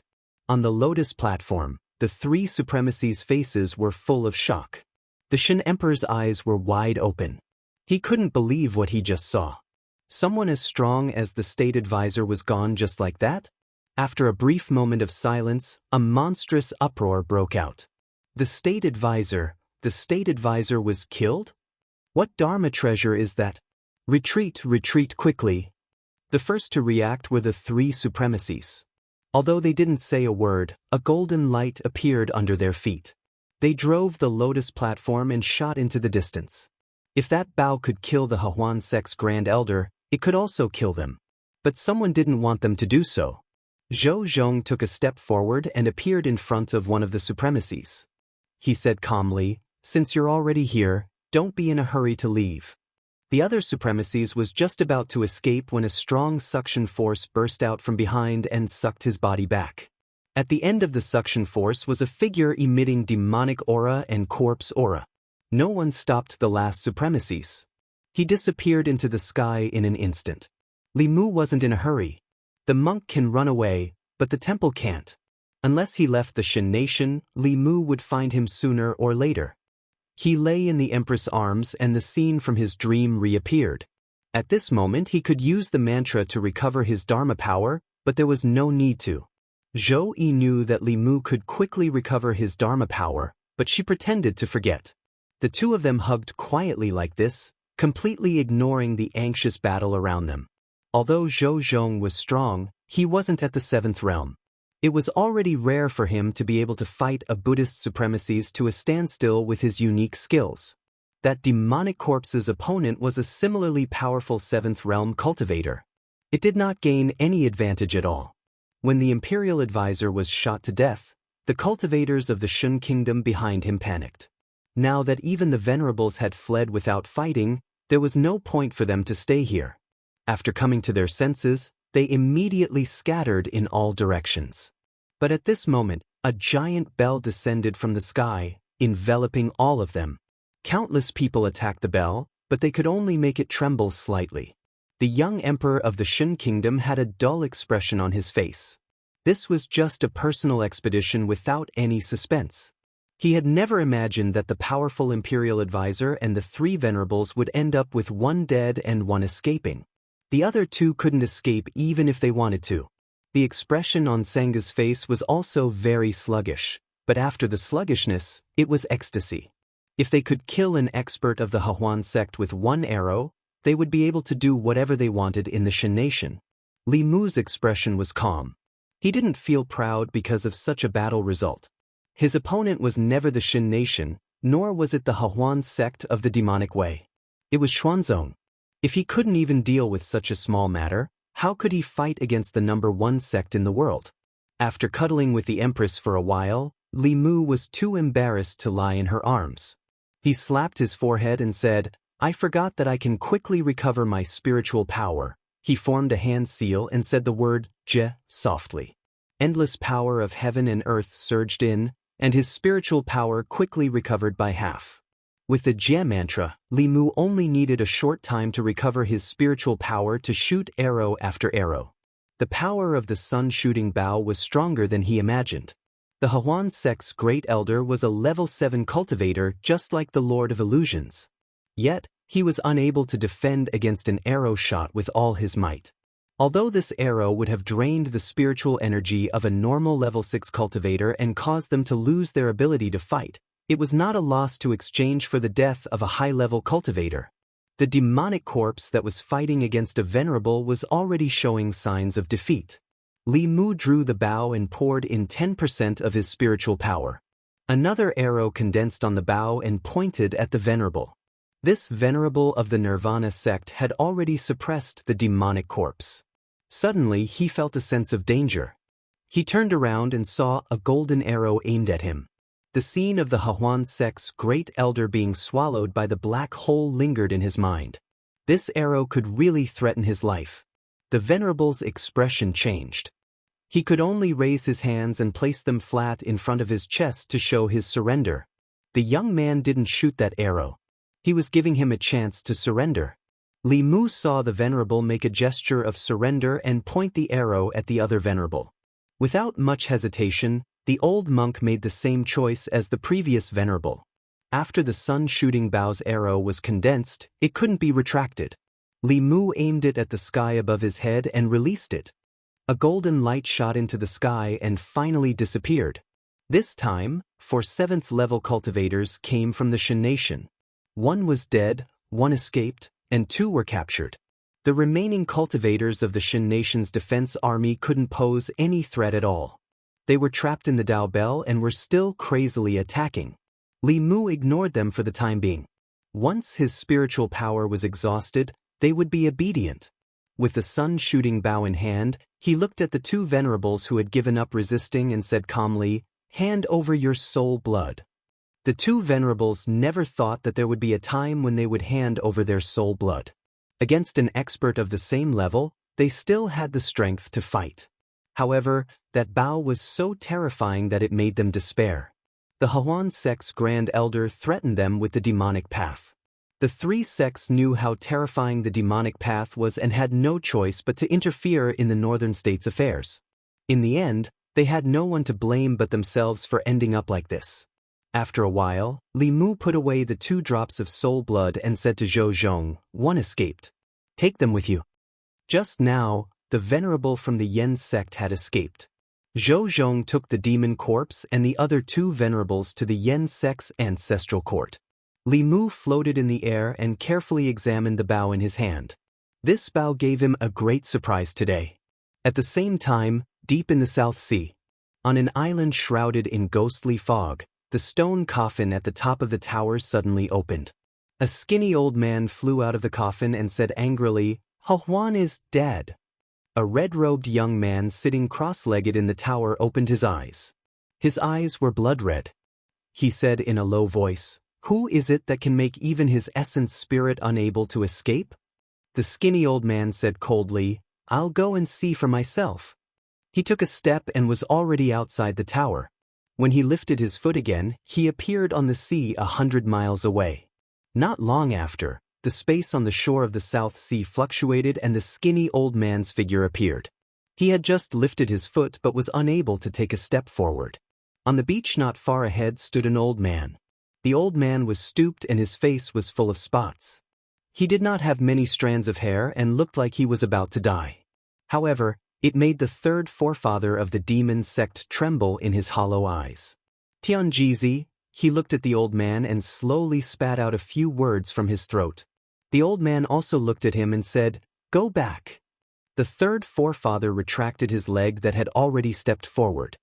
He looked at the old man and suddenly smiled. "So what if you can calculate my movements? How can a mortal like you pry into the mysteries of heaven? You frequently pry into things you shouldn't be prying into. You don't have many years left in your lifespan, do you?" The old man said faintly, "At least before this old man dies, you can't set foot in the ancestral province." The 3rd forefather of the demon sect looked gloomy in the face of his old rival. He asked, "It's been so many years. What have you been holding on to?" The old man looked at him and asked back, "It's been 10,000 years. You didn't hesitate to pass down your memories from generation to generation and scourge the Zhu continent for 10,000 years. What is it for?" The 3rd forefather of the demon sect looked very serious. He said in a deep voice, "We're looking for a way out. We're looking for the door that was closed by your ancestors for their own selfish interests." The old man was silent for a moment and asked, "What if it's not a way out but a dead end behind the door?" The 3rd forefather of the demon sect's eyes flickered. He said, "We'll only know what's behind the door after we open it."